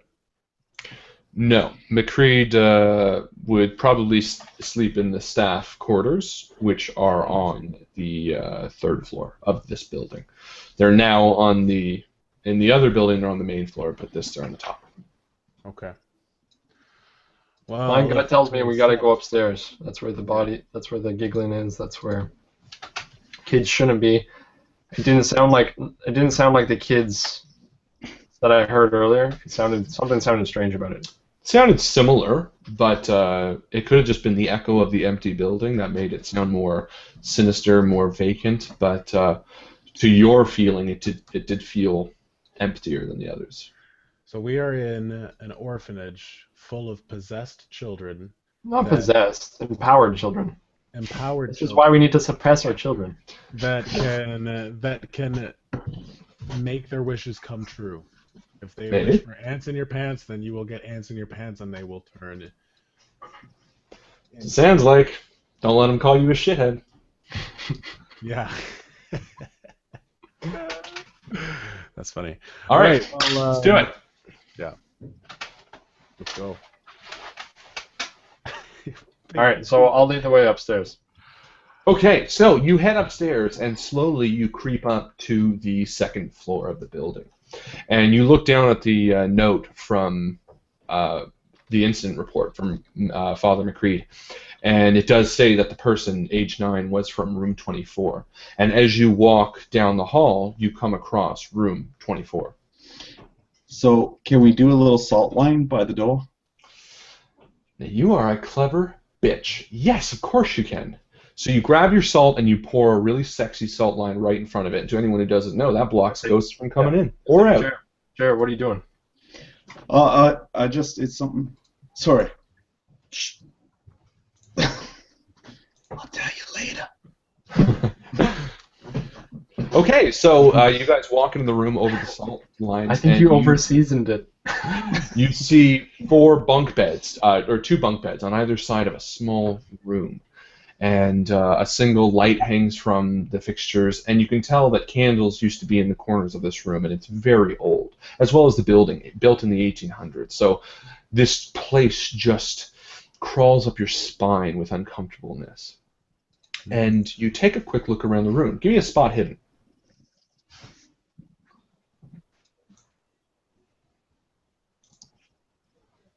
Anybody? Yes, I'll sir. try one. Yeah, I got it. My eyes are still adjusting. Oh, okay. Okay, you got it. Perfect. So you take a look around the room, and it's relatively small, but you can make out lines carved into the wall, the wood of the walls to the back. And you walk up and you move the desk, and sure enough, carved into the wall is a large square, almost like a rectangle. And you ponder at it for a second, confused at what it could be. In the top corner, there's a smaller square. And in the center, it looks like someone tried to carve some sort of words, although they seem gibberish. And as you ponder on it a moment, you notice a small bookshelf in the corner. And you walk over and leaf through, and you see the title of the book, How the Alphabet Was Born. And for some reason, it calls out to you, and you kind of flick through it, and nothing really makes sense to you. There's some drawings on the pages. And just then, Jarrett, your chest begins to burn. And opening your... There you go. Your grandfather's fucking Bible. That thing's huge. That's in your chest? Yes, sir. I'm a very tiny man. This is how I don't blow away in the wind. So as you look through, the page with the spiritual advisors burns bright, and the words, the stamp, come into view. And it's at that moment you realize, the three of you, as Jared reads this out loud, that the carving on the wall is meant to be a postcard of sorts. Let's press see if I can push on the stamp. See if it... So Henry, you walk up and you press on the small piece of square wood, and it kind of comes loose. And there's a hole big enough for a finger, and easily you pull off a large piece of wooden wall to reveal a secret compartment behind it. So immediately you see a photo. It looks like a class photo. You flip it over, and on the back there's 37 children in the year. 37 children listed, sorry, in the order they're presented in the photo, and the year 1898. Except one face is scratched out.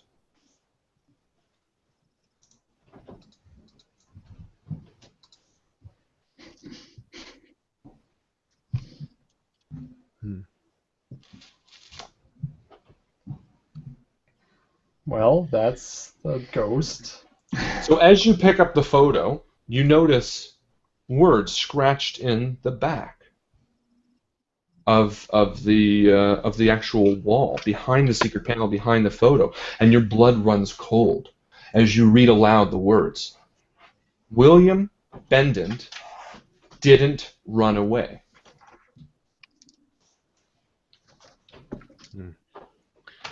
William Bendant didn't run away.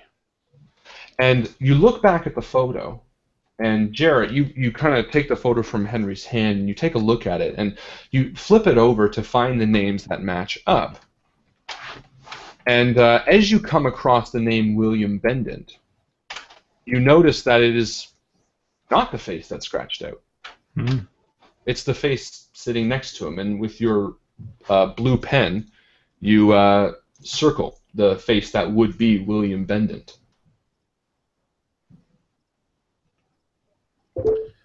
So William Bendant didn't run away, but the boy sitting next to him is the one with the face scratched out. So what's going on? And you double check your work, and you're sure. You're sure that that is the name lined up.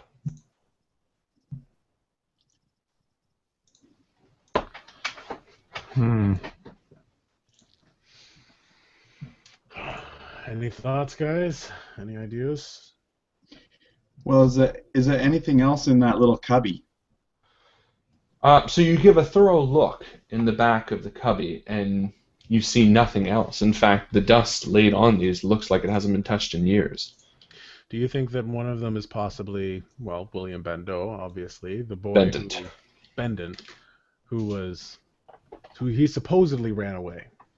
William Bendant supposedly ran away, and I feel like this is a message that says that he didn't run away, maybe from this spirit, like you say, Jarrett. Yes. But why is the one guy's face scratched out? Well, I've been kind of confused this whole time because I've had my mind set on Eric, who was here at the... Well, you have the names on the back of the photo. Yeah, I was going to say, we look for an Eric. And sure enough, lining up the names that are scratched out... Eric is missing. No, you see the name... Face is missing. Yeah, you see the name Eric Foster is meant to be the face of the young boy who's scratched out. Eric Foster. Name Foster ring any bells to you? No, sir.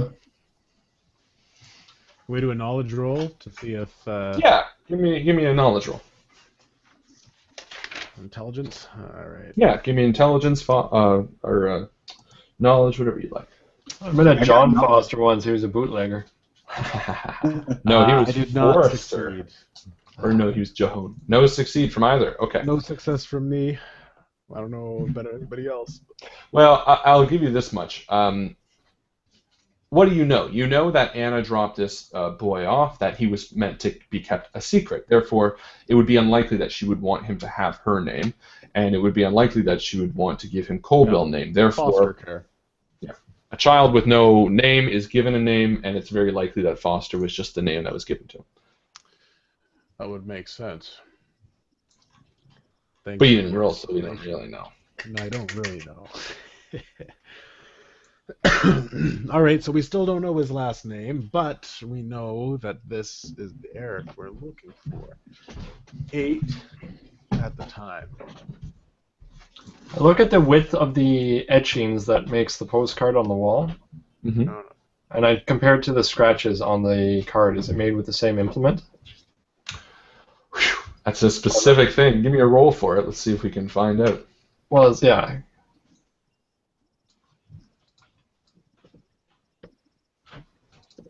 No, you can't tell. Did you shut the door to this room behind you, or did you leave it open? We would have left it open. Okay. Just wanted to know. I thinking about it now, we would have closed it, but I think in the heat of the No, I was thinking we should have salted it, but I didn't because I forgot to ask how much salt we have. No, you salted it. No, we salted room 24. That's what room you're in. Oh, okay, Oh yeah, you're salted. Don't worry. okay. I've assaulted you. All right. Okay. So, Then is there a window there? Because I would also No. salt the window. Okay. no windows or doors, or sorry, no windows or doors other than the one that you walked in through. Well, you know what? I'll just for caution do one along the little cubby too. Perfect. What if we just call for him? He can't come to us. He's stuck on the other side. Maybe we can have a conversation with this boy that the other kids say they've seen. Well, we don't want to draw any attention of the other kids to us, but that might be our only option. Or we keep searching. There's lots more places we haven't checked. It's true. Maybe we can find out where... We have a name now. Maybe we can link that to a room number. Maybe, yeah. William Bendant. Bendant. Well, knowing what you know, it's a good chance that the name scratched out of the original document was William Bendant. Right. Because he was in room 24, he was age 9, and he was the child that went missing. Well, we have Eric's last name now, so maybe we can find his room. You do also have that, yes, but his file was missing from the drawer. Ah. Was So, there a Bendant from the file? most likely, yeah. Let's go find out about that. Yeah. Okay. So, you turn to leave the room and you step over the salt line, and you die immediately at the end. Now, you step over the salt line into the hall, and as you do, you hear a laugh. So I take a step back over the salt line. All of you? Yes. Sure. Okay. All right. So you all step back, and there's a flash of light before you. And floating in the flash is a piece of paper that lands by your feet. And Justin, if you want to read this out, or Frank, if you want to read this out for us. June 12th, 1899. God grant me strength. A child has been missing since yesterday. I'm not sure how to address the staff. We've spent the better part of the day looking for the young boy. However, we have come up empty-handed. Many of the nuns have asked why I have yet to contact the police, but I do not know how to tell them what we cannot. If news broke that we have lost a child, we would be closed down. And then where would the children go? I will call off the search and suggest that the young child has run away rather than admit that I found his scarf leading into the maze of steam tunnels below our building. I pray for his safe return, but it is up to God to return this boy safely to us now.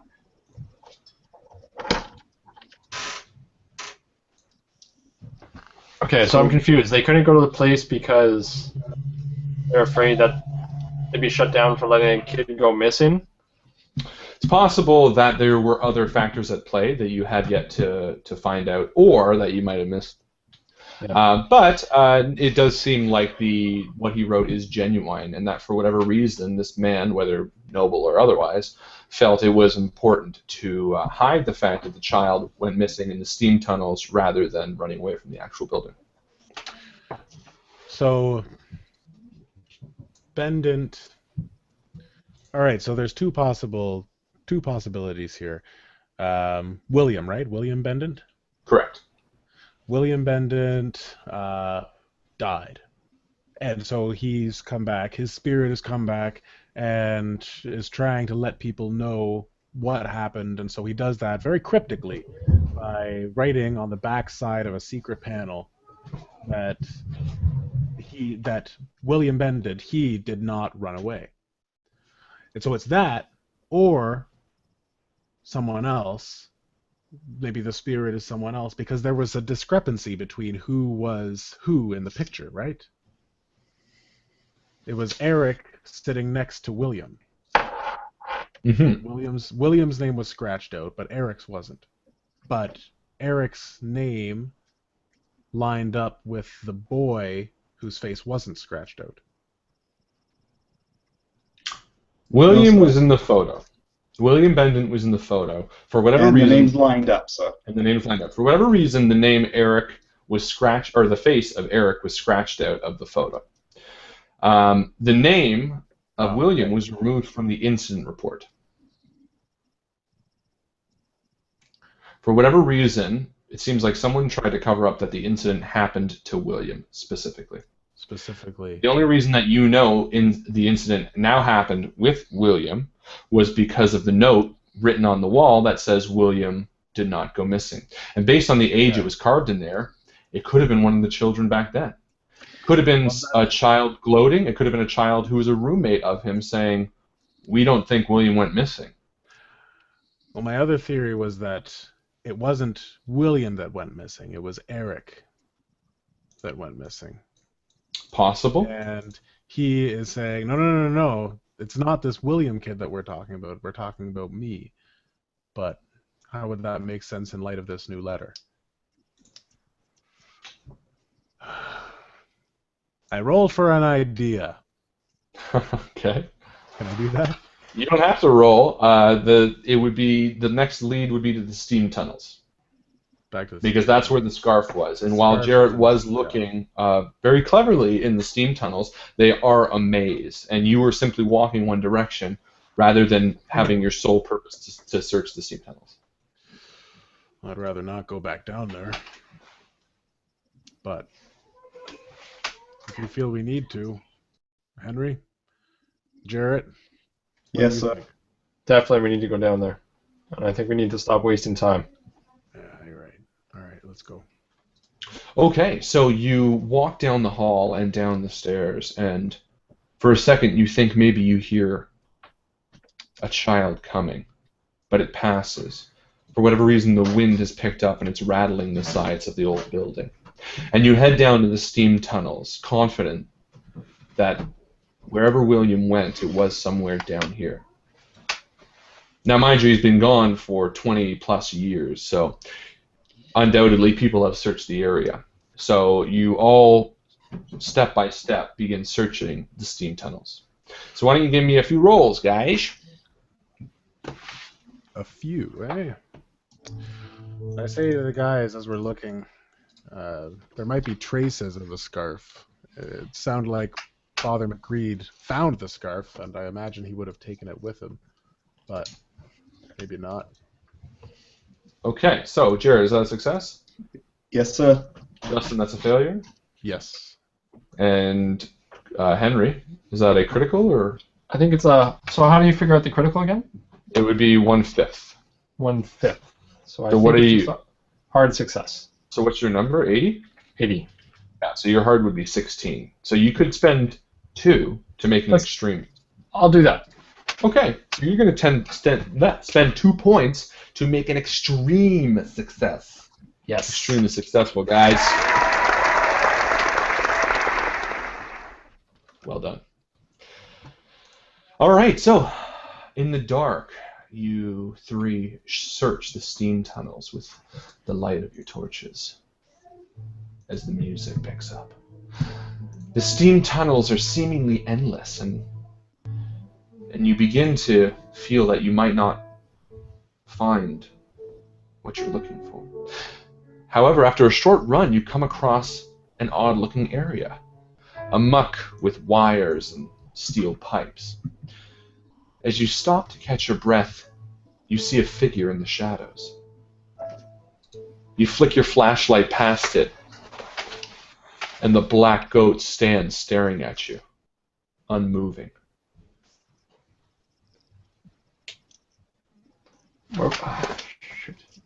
His breath echoes through the long steam tunnel. It was Nietzsche. Well, maybe we need to say Eric's name as well. So I say Nietzsche and see if he reacts.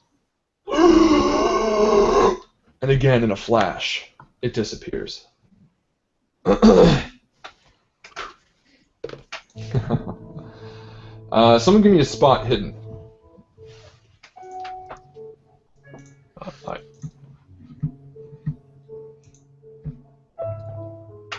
Justin, are you doing it? I'll try. Yeah, still failure. Jarrett? Yes, sir. I will. It's success, and I will use. What do I need here? Like 3 to make it a hard success. Perfect. Spend them. Yes, sir. Brilliant. So, after the goat vanishes, your eyes adjust again to the darkness. And just beyond him, you see a crack in the walls. In the dim light of your flashlights, you see the large vertical crack in the wall. Almost missable when walking past it, but when staring at the precise angle, you can see it, and it's thick enough to squeeze through. Take a little flashlight and look in a little closer, sir. So you look in, and behind what looks to be a short passage of thick concrete is an antechamber, a larger room beyond this one. I could probably squeeze. Is it big enough for us to get through, or like just like a little guy? No, But it looks like the 3 of you could fit. Because I was going to say, if it's a chamber, there's probably another way in as well. You can give a. Or they bricked over it, maybe. That's what I think. It looks like plaster. That's what it looks like. An old steam tunnel access shaft that was, for whatever reason, sealed up. Okay. Frank, sir, after you, sir. All right. So each of you squeeze in through the crack and enter the room. And as you do, cobwebs paint your face as you arrive on the other side. You see the old sealed-off portion of the building. It's only a small room and has stone walls, and there's a little area and then a small set of steps leading down to a more open area, but you can't quite see it in the darkness with just your flashlight. And as you scan the room, the 3 of you now fully in it, Frank, you let out a soft sigh as your light lands on a small figure curled up in the corner. His tiny body sits in a pitiful expression. There's a small crack in his skull, and ancient dried blood is sprayed on the wall behind him from when he was hit on the head. You look at each other, and with a sad nod, you get to work. Jarrett, you reach into your bag, pull out the salt, and cover the oil, sir. And the oil. And do you want to do any last looks on the body before burning it? Yes, sir. So, again, you take a look at the body, and it looks like the clothes are completely worn down to nothing. There's nothing in the pockets, but you can tell immediately that this is most likely the skeleton of William Bendant. Again, there's a fracture in the skull where it was hit with a heavy object, and blood spatters against the wall. But other than that, there's nothing around the body. Do you think he was murdered, Jared? Yes, sir. Again, it could have been a mistake. Some of the bully kids. I know what happens in here. Obviously, there was a witness. Yes, sir. But right now, we got to do this first. Is there any other weapon lying around? Like, was it done in here? Obviously, because the blood sprayed, so yeah. But there is a lower area. Yeah, but you they can't. dropped the weapon, perhaps, in a hurry? Possibly. However, it doesn't look to be... Give me a medicine roll, somebody. No, sir. And I don't have enough to push it. Okay. No, you don't see any weapon around there. So you stand over the body, and with the striking of a match, you throw the lit match onto the body, and it engulfs in flames. Small enough so that not to cause a problem, but burns down quick enough as you hear the echo of screams throughout the building above you as the spirit vanishes from existence. And after standing around the body for a few seconds, you continue looking around the room, and you see a small set of stairs leading downwards. And as you make your way down, you see, tucked away in a corner, a small bed. Tiny. A little makeshift home, and some clothes laid out for a young child. In the small cot in the corner, you think back on Anna's room in the attic, and how it looks so similar. You're overwhelmed with sadness for a moment, with the idea of who must have lived here, and without a doubt in your mind, you realize that it must have been her brother Eric. Through blood or whatever reason, they built a similar existence for themselves in whatever place they could find home. And next to the cot, you see a small table with a file folder sitting on it. And in the dim light of your flashlight, you see the words, Eric Foster, printed in black letters on the top. And the three of you walk over and pick it up. And as you do, you hear a click. And a large cloud of sickly-smelling smoke engulfs you all. And after a second, it dissipates. And in your hands, you hold the key to Eric Foster. Who wants to look through it? Together? Yes, sir. Together. Here we go.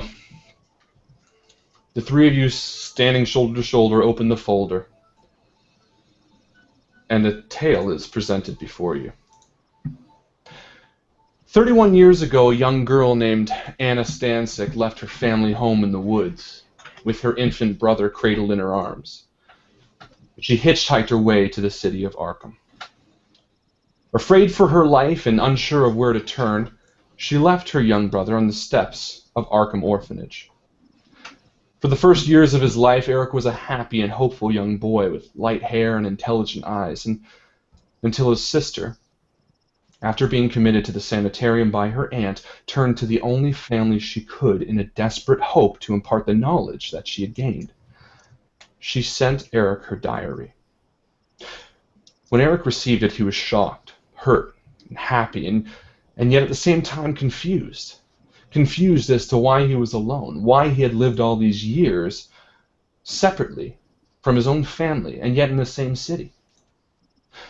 Eric read the diary, line by line, which recanted the tale of her early life, their father's descent into madness, their home in the woods, and the mysterious goat man that hunted her. It also spoke of the three soldiers, and how to prevent the end of days and the arrival of a great evil. Overcome by emotion, Eric threw the diary to the ground. In a fit of rage, began tearing it apart. Why hadn't he been told? Why was he an outcast? This family that he had never known was suddenly and for a moment given to him, only to be taken away again. For weeks, Eric was distraught and hurt at the lies that had been told to him. In his darkest hour, he was overcome by anger. And with nefarious intent, he led another young boy who lived in his room to his secret hiding place in the steam tunnels, where he viciously and purposefully murdered him. As Eric began to enjoy the feeling of untamed aggression, he he was greeted by a visitor, an old man, timid at first, with a dark cloak, who adopted him. That young boy, Eric, turned into a young man, into a grown man, and into a fully fledged monster. He shook the bindings that held him to man's law and adapted a new title. The title you have come to know very well, and the face that is forever ingrained in each of your minds, and the photo of the young child that stares back at you, the photo of young Eric Stansick, is the same face of Edward Mason. The very Edward Mason that led you to his family home and tried to kill you. Beyond a doubt in your mind, it is Edward as a young child.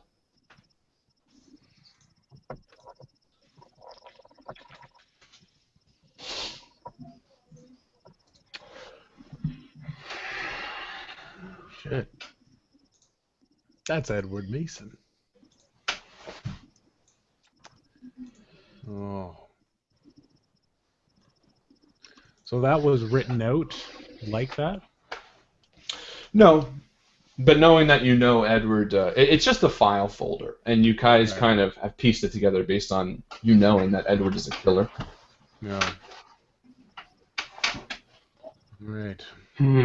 So Edward is Anna's brother. Should we tell her? What? Your brother was a psychopath and we put him down? Yeah, no. Just perhaps maybe that she need not worry anymore? But then she'd ask more questions. I'm wondering what the next step is. Where do we go from here? Well, Beatrice wants to talk to us. But to what end? We still haven't found the last page of that diary. Maybe we can find it around here. Maybe Beatrice has it. I start looking around this room. See if I can find the last page. Yeah, so you take a pretty thorough look around the room, and you don't see anything other than this folder that was laid out for you. Okay. You think Well, Beatrice has it, Henry? I don't know. I don't know if Beatrice has it, but maybe there's a way we can trace the steps of Eric or Edward leaving this place. Like, how did he become this monster that he is? He obviously, we know that he's connected to this black goat, and that the black goat works in tandem with other people. So again, if he was adopted, they'd have a file. They'd have his adoptive parents. This is the file that you're holding right now. This file is the details of Eric's incidents, of his whatever they would keep on file, as well as the adoptive parents. So it was the Masons? No, the name under the adoption list sign out is an Arthur Stanley. Arthur Stanley. That's what.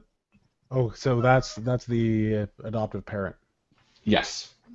And what is Eric's last name? Well, it was Foster, and if he was adopted and took, it would be Stanley.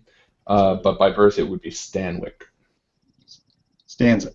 Or Stanzik, sorry. Stanzik by birth. Okay. And then Mason. He's had a lot of last names. Stanzik.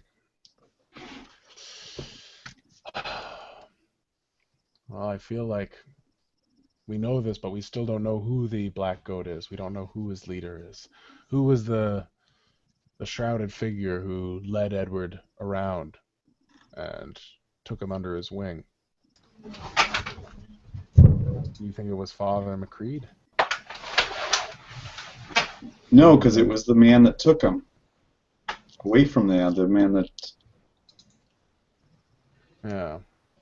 We're talking about who was the one who Yeah, who was the plastered up the wall? under his wing? Who's the one who plastered we'd up the have to wall? go with Arthur Stanley. Maybe. Oh. Arthur Stanley's the one who adopted him. Yes. But if it'd have to be someone before that. Hmm? It would have to be someone before that because the adoption person would have come to the orphanage, but someone at the orphanage helped him. Helped him bury. Henry. Well, the body was in here and it was behind a wall. Who put the wall up? Oh, the wall looks like it has been here for years. You can, or years before that. It's very possible that someone helped him cover it up. It's also possible that He actually just took him into found- the secret. This is just the secret area here. Yeah, that's what they said. That Well, I this didn't know was if a the- secret hideout. I didn't know if it was secret once the wall was up, though. I thought it was just a secret beforehand, and then they put the wall up after. Does it say anything else about this Arthur Stanley, Jarrett? Not that I saw, sir. no, it only has him signing the papers. So back to like City Hall to find out where they lived, Yeah. Yeah. I guess so. and then hopefully by the time we get back, we've got a couple phone calls waiting for us. Yeah. Okay, so let's skip ahead. You exit the. Is there anything you want to do at the orphanage? Yeah, well, we got to go talk to the father first and let him know that we've ended the. Perfect. So you head up the main entranceway and back into the halls, and you And no we'll backhand a longer... few kids as we go. Wha, wha, wha. And Wish it now, bastard man. you enter the back room, and the Father Rourke is nowhere to be found. Well, that's disconcerting. He probably just found his way out. Bolted for the door. Yeah, but now we've got a whole orphanage full of kids. Do we need to find any other adults and see if there's any kids Not around? your problem. Like, there's a whole. This would leave the kids still running in charge. I'm sure there's some nurse that'll be coming in tomorrow. I don't know. Just some nun. Yeah, they'll be fine. Someone will come and get them. What else are we gonna do? Babysit. The next 3 episodes of Call of Cthulhu. Yeah, right. That's babysitting Okay, kids. now you gotta change a diaper. Roll for Sanity. Dexterity. Perfect. Okay, so you guys, what do you do? You leave? You stay? Well, I don't see the point of staying any longer. Truth be told, this place gives me the creeps. Gives us all the creeps. So you leave to the rain. Outside, the mucousy rain is still coming down. And quickly, you guys run to the car and sit in it for a second to catch your breaths. I imagine it'd be Considering- really tough to drive in that mucousy rain. Oh, it'd be tough. Good luck. And you kind of consider what you just learned, that Edward Mason was, in a sense, predestined to do all this, to find all this, and that you've kind of come full circle. That all that you've learned has kind of just led you back to the beginning, where you started.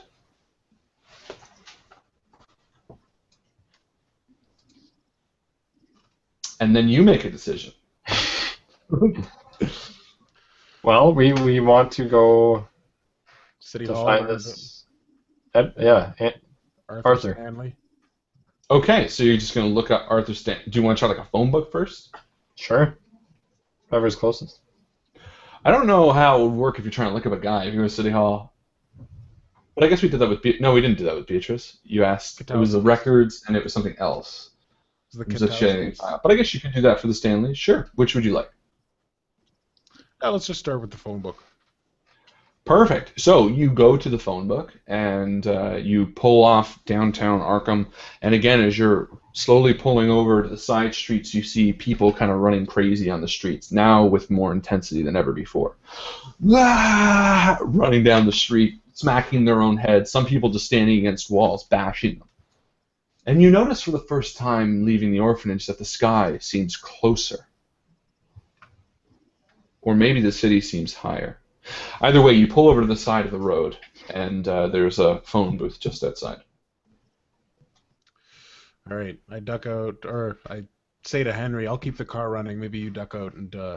Yeah, no worries. I'll go into the mucusy rain. Well, All right, I get out. Is that a problem? Okay. It's disgusting. So Henry, you walk out and you go to the phone booth, and as you approach, you feel a smack on the side of your head, Thanks. and a man just punches you as hard as he can. All He's right. looking at you with wild eyes. All right, I pull my gun out. I say, back up, And he goes to swing at you again. and I shoot.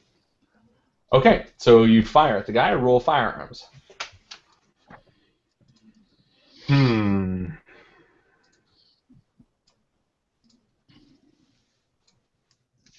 I don't think I hit. Okay, so you fire at him, and you miss, and he takes another swing at you. Okay, He's not actually doing damage, he's just kind of hitting you. All right, I'll dodge him and try to keep running towards the phone booth. Okay, so he's going to roll to hit, and he does not, and you will roll for dodge either way, but it won't really matter because he didn't hit. So you continue running for the phone booth. Yep. And you get inside, and you can shut the door pretty easily because he's kind of slipping on the ring. And I just grab the phone book and I run back to the car. Okay, perfect. And you run right past him, so he's going to get another hit.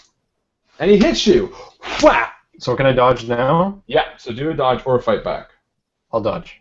Okay. And I will push it.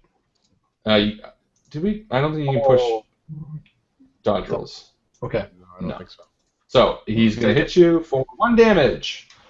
Whap! Right in the ear. Ah! But he propels you towards the car. And you kind of fall into the car as he starts banging on the windshield. Ah! Drive, Frank. I got the book. I drive, and I swerve a little bit to try to get him off. And you drive off. Okay. Where to? Well, I look to the phone book for the address of Arthur. Stanley. Okay. So you flip through quickly to S. Stanley, S-T-A, and you don't find a Stanley. Stanley.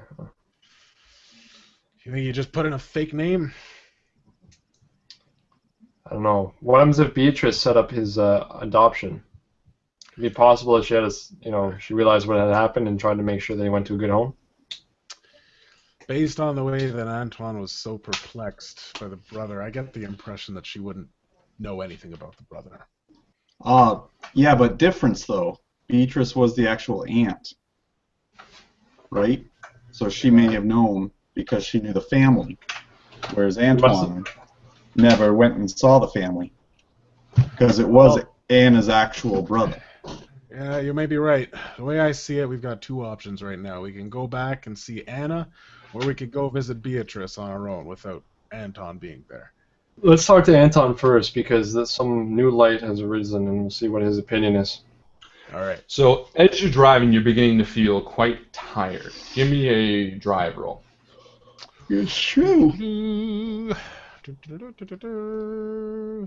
an extreme success. Perfect. So you drive home with ease. And the three of you get out into the apartment, again, sort of groggy, and you head upstairs. And yeah, so you head upstairs, and as you enter the apartment, you see Antoine sitting at the kitchen table, and he's reading over a newspaper. And he sets it down, and he kind of walks up and stands over to you. Okay, I'll lock the door behind me. Okay. How's Anna doing, Antoine? He says she hasn't stirred yet. I've been on to check on her a few times. Should we fill him in on basically everything that happened? Well, we need to know about Arthur Stanley. Does that name ring any bells to you? So he kind of looks and he says, No, that doesn't ring a bell to me, no. And as you do, as you're staying there, the phone rings. All right. I give Henry a look, and then I go pick up the phone. This is Frank Underhill. Okay. As you stand there with the phone in your hand, Jared, you step inside the apartment with the folder of Eric under your arm, and you go to sit at the kitchen table to kind of read over the information.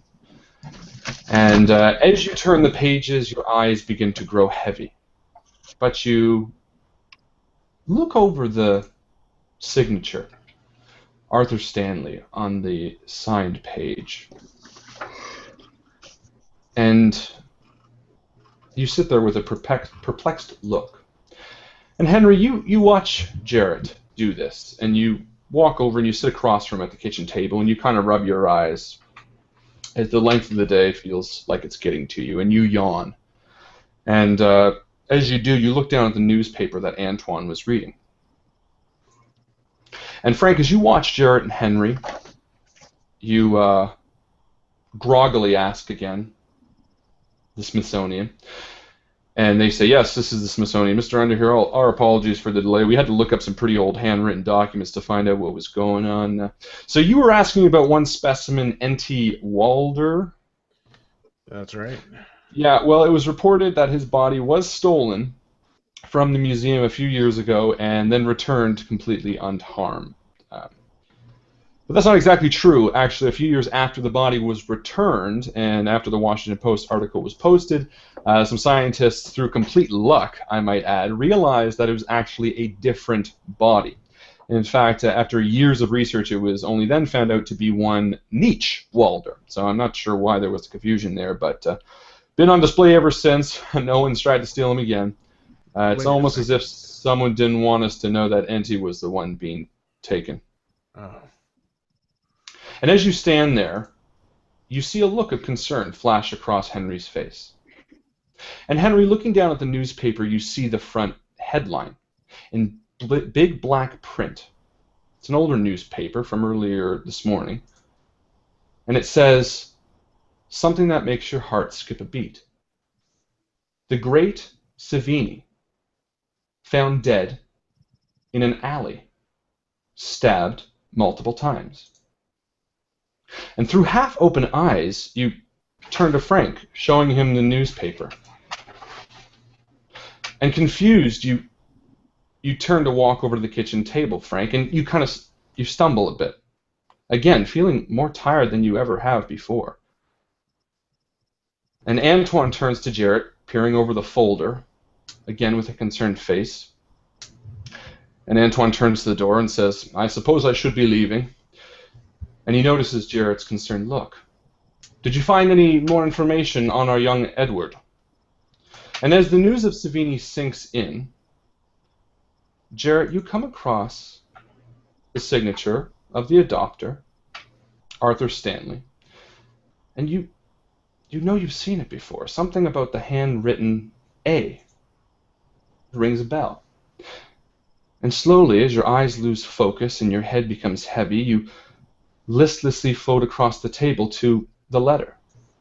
The handwritten letter that Antoine was sticking to the front door as you walked up. You picked it up and compare, and suddenly you're frozen with fear.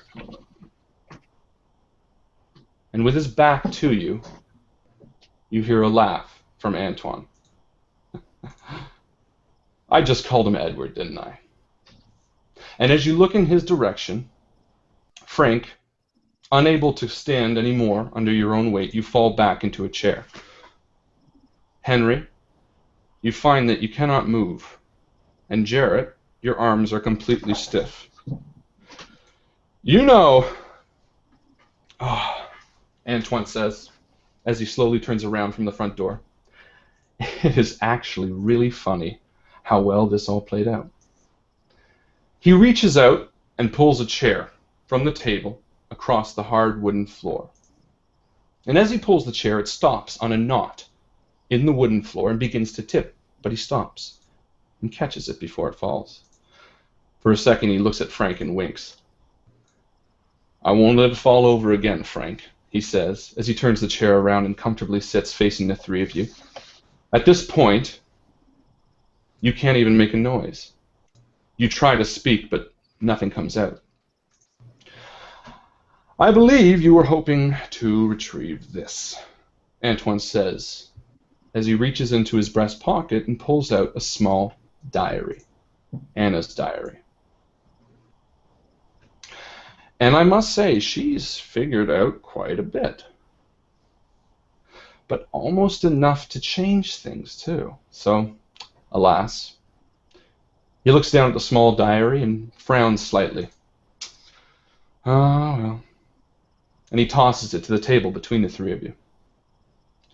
He stands up, walks over to his coat, and retrieves something from his pocket. Turning around, you see him holding a small silver orb, with a white glove on his hand now.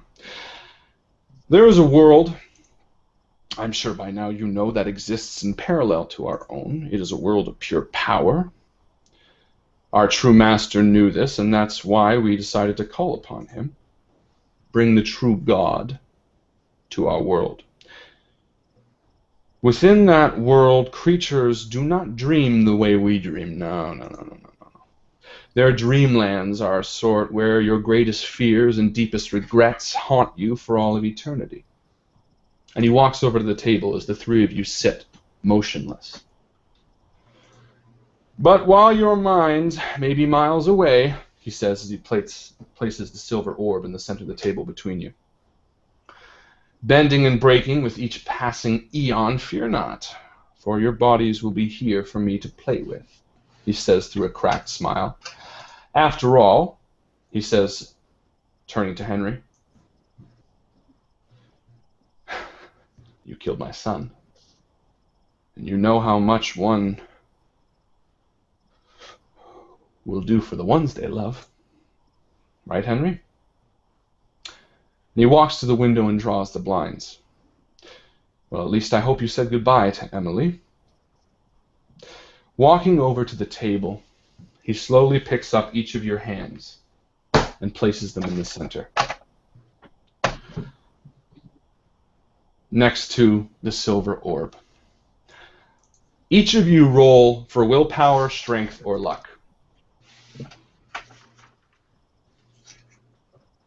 Willpower? Or, Power? Constitution? Power, strength, or luck. What is power? Oh, power, okay. Is there a limit to how much we can push stuff in a game? Yes, 10. No. Oh, how many times? No, I only need one success. Okay, well, because I'm going to make it a hard success. It won't make a difference. This isn't going to be a huge change, don't worry. But he reaches out, Jarrett, and grabs your hand and puts it right next to the silver orb. One at a time he does it. However, Jarrett, as you touch your hand to the ball with all your strength, you manage to just touch the spine of Anna's diary. Just as the three of you touch the orb, Antoine steps back and says, goodbye. As each of your minds reel from this world, you can feel the diary within your grasp, Jarrett. And in a flash of white-hot light, your bodies each writhe in pain as your minds are torn away from this plane of existence. Images of bodily dismemberment, orgies of blood and sinew, sharpened teeth, yellow eyes, empty eye sockets, maggots flash before your eyes. The most vile, horrid acts you can imagine. As it crescendos, you hear a morbid growling next to you. As you spin blindly through a vast sea of emptiness, the diary is pulled away from your hands, Jarrett, and the pages begin to tear out as they circle you, shooting off in every direction. The sounds of creatures around you begin to growl, and in seconds, an almost unbearable sound fills your ears as if they're about to explode. And in the black, you hear your breath. And from a distant world that is quickly fading, you hear Antoine's voice echo in the darkness one last time. Sorry, Henry, but the game was rigged from the start. Thank you all. This has been Game 1, Part 8 of Call of Cthulhu. Thank you guys so much for being here tonight. It was a blast. We are 2 games from the end. Fear not, our investigators are not done for just yet. They still have a chance to come back from the great beyond, known as the Dreamlands. Thank you guys so much for being here. This was a lot of fun. Just to let you know, again, 9 next week and 10 is going to be about a half episode. The second half, we're going to do a question and answer period. Any unresolved conflicts, any names you wanted to know, like who is this guy, who is this guy, is going to be all that. So, as well as I thought it would be a really cool idea, is because I've created an event for it. Anyone who's going can subscribe to the event. You can also post polls. So I thought it'd be really cool if you had questions. Or I posted one today. Who do you think is going to make it to the end? You can have a question. Who do you think is going to die first? Is anyone going to die? Whatever. I think it'd be fun to have some poll options and stuff like that. So, thank you guys so much for watching. Everybody have a good time? Yeah. Yes, sir. All right. Thank you all. Have a great night. And as Chris always likes to say, We'll see you around the table. see you around the table.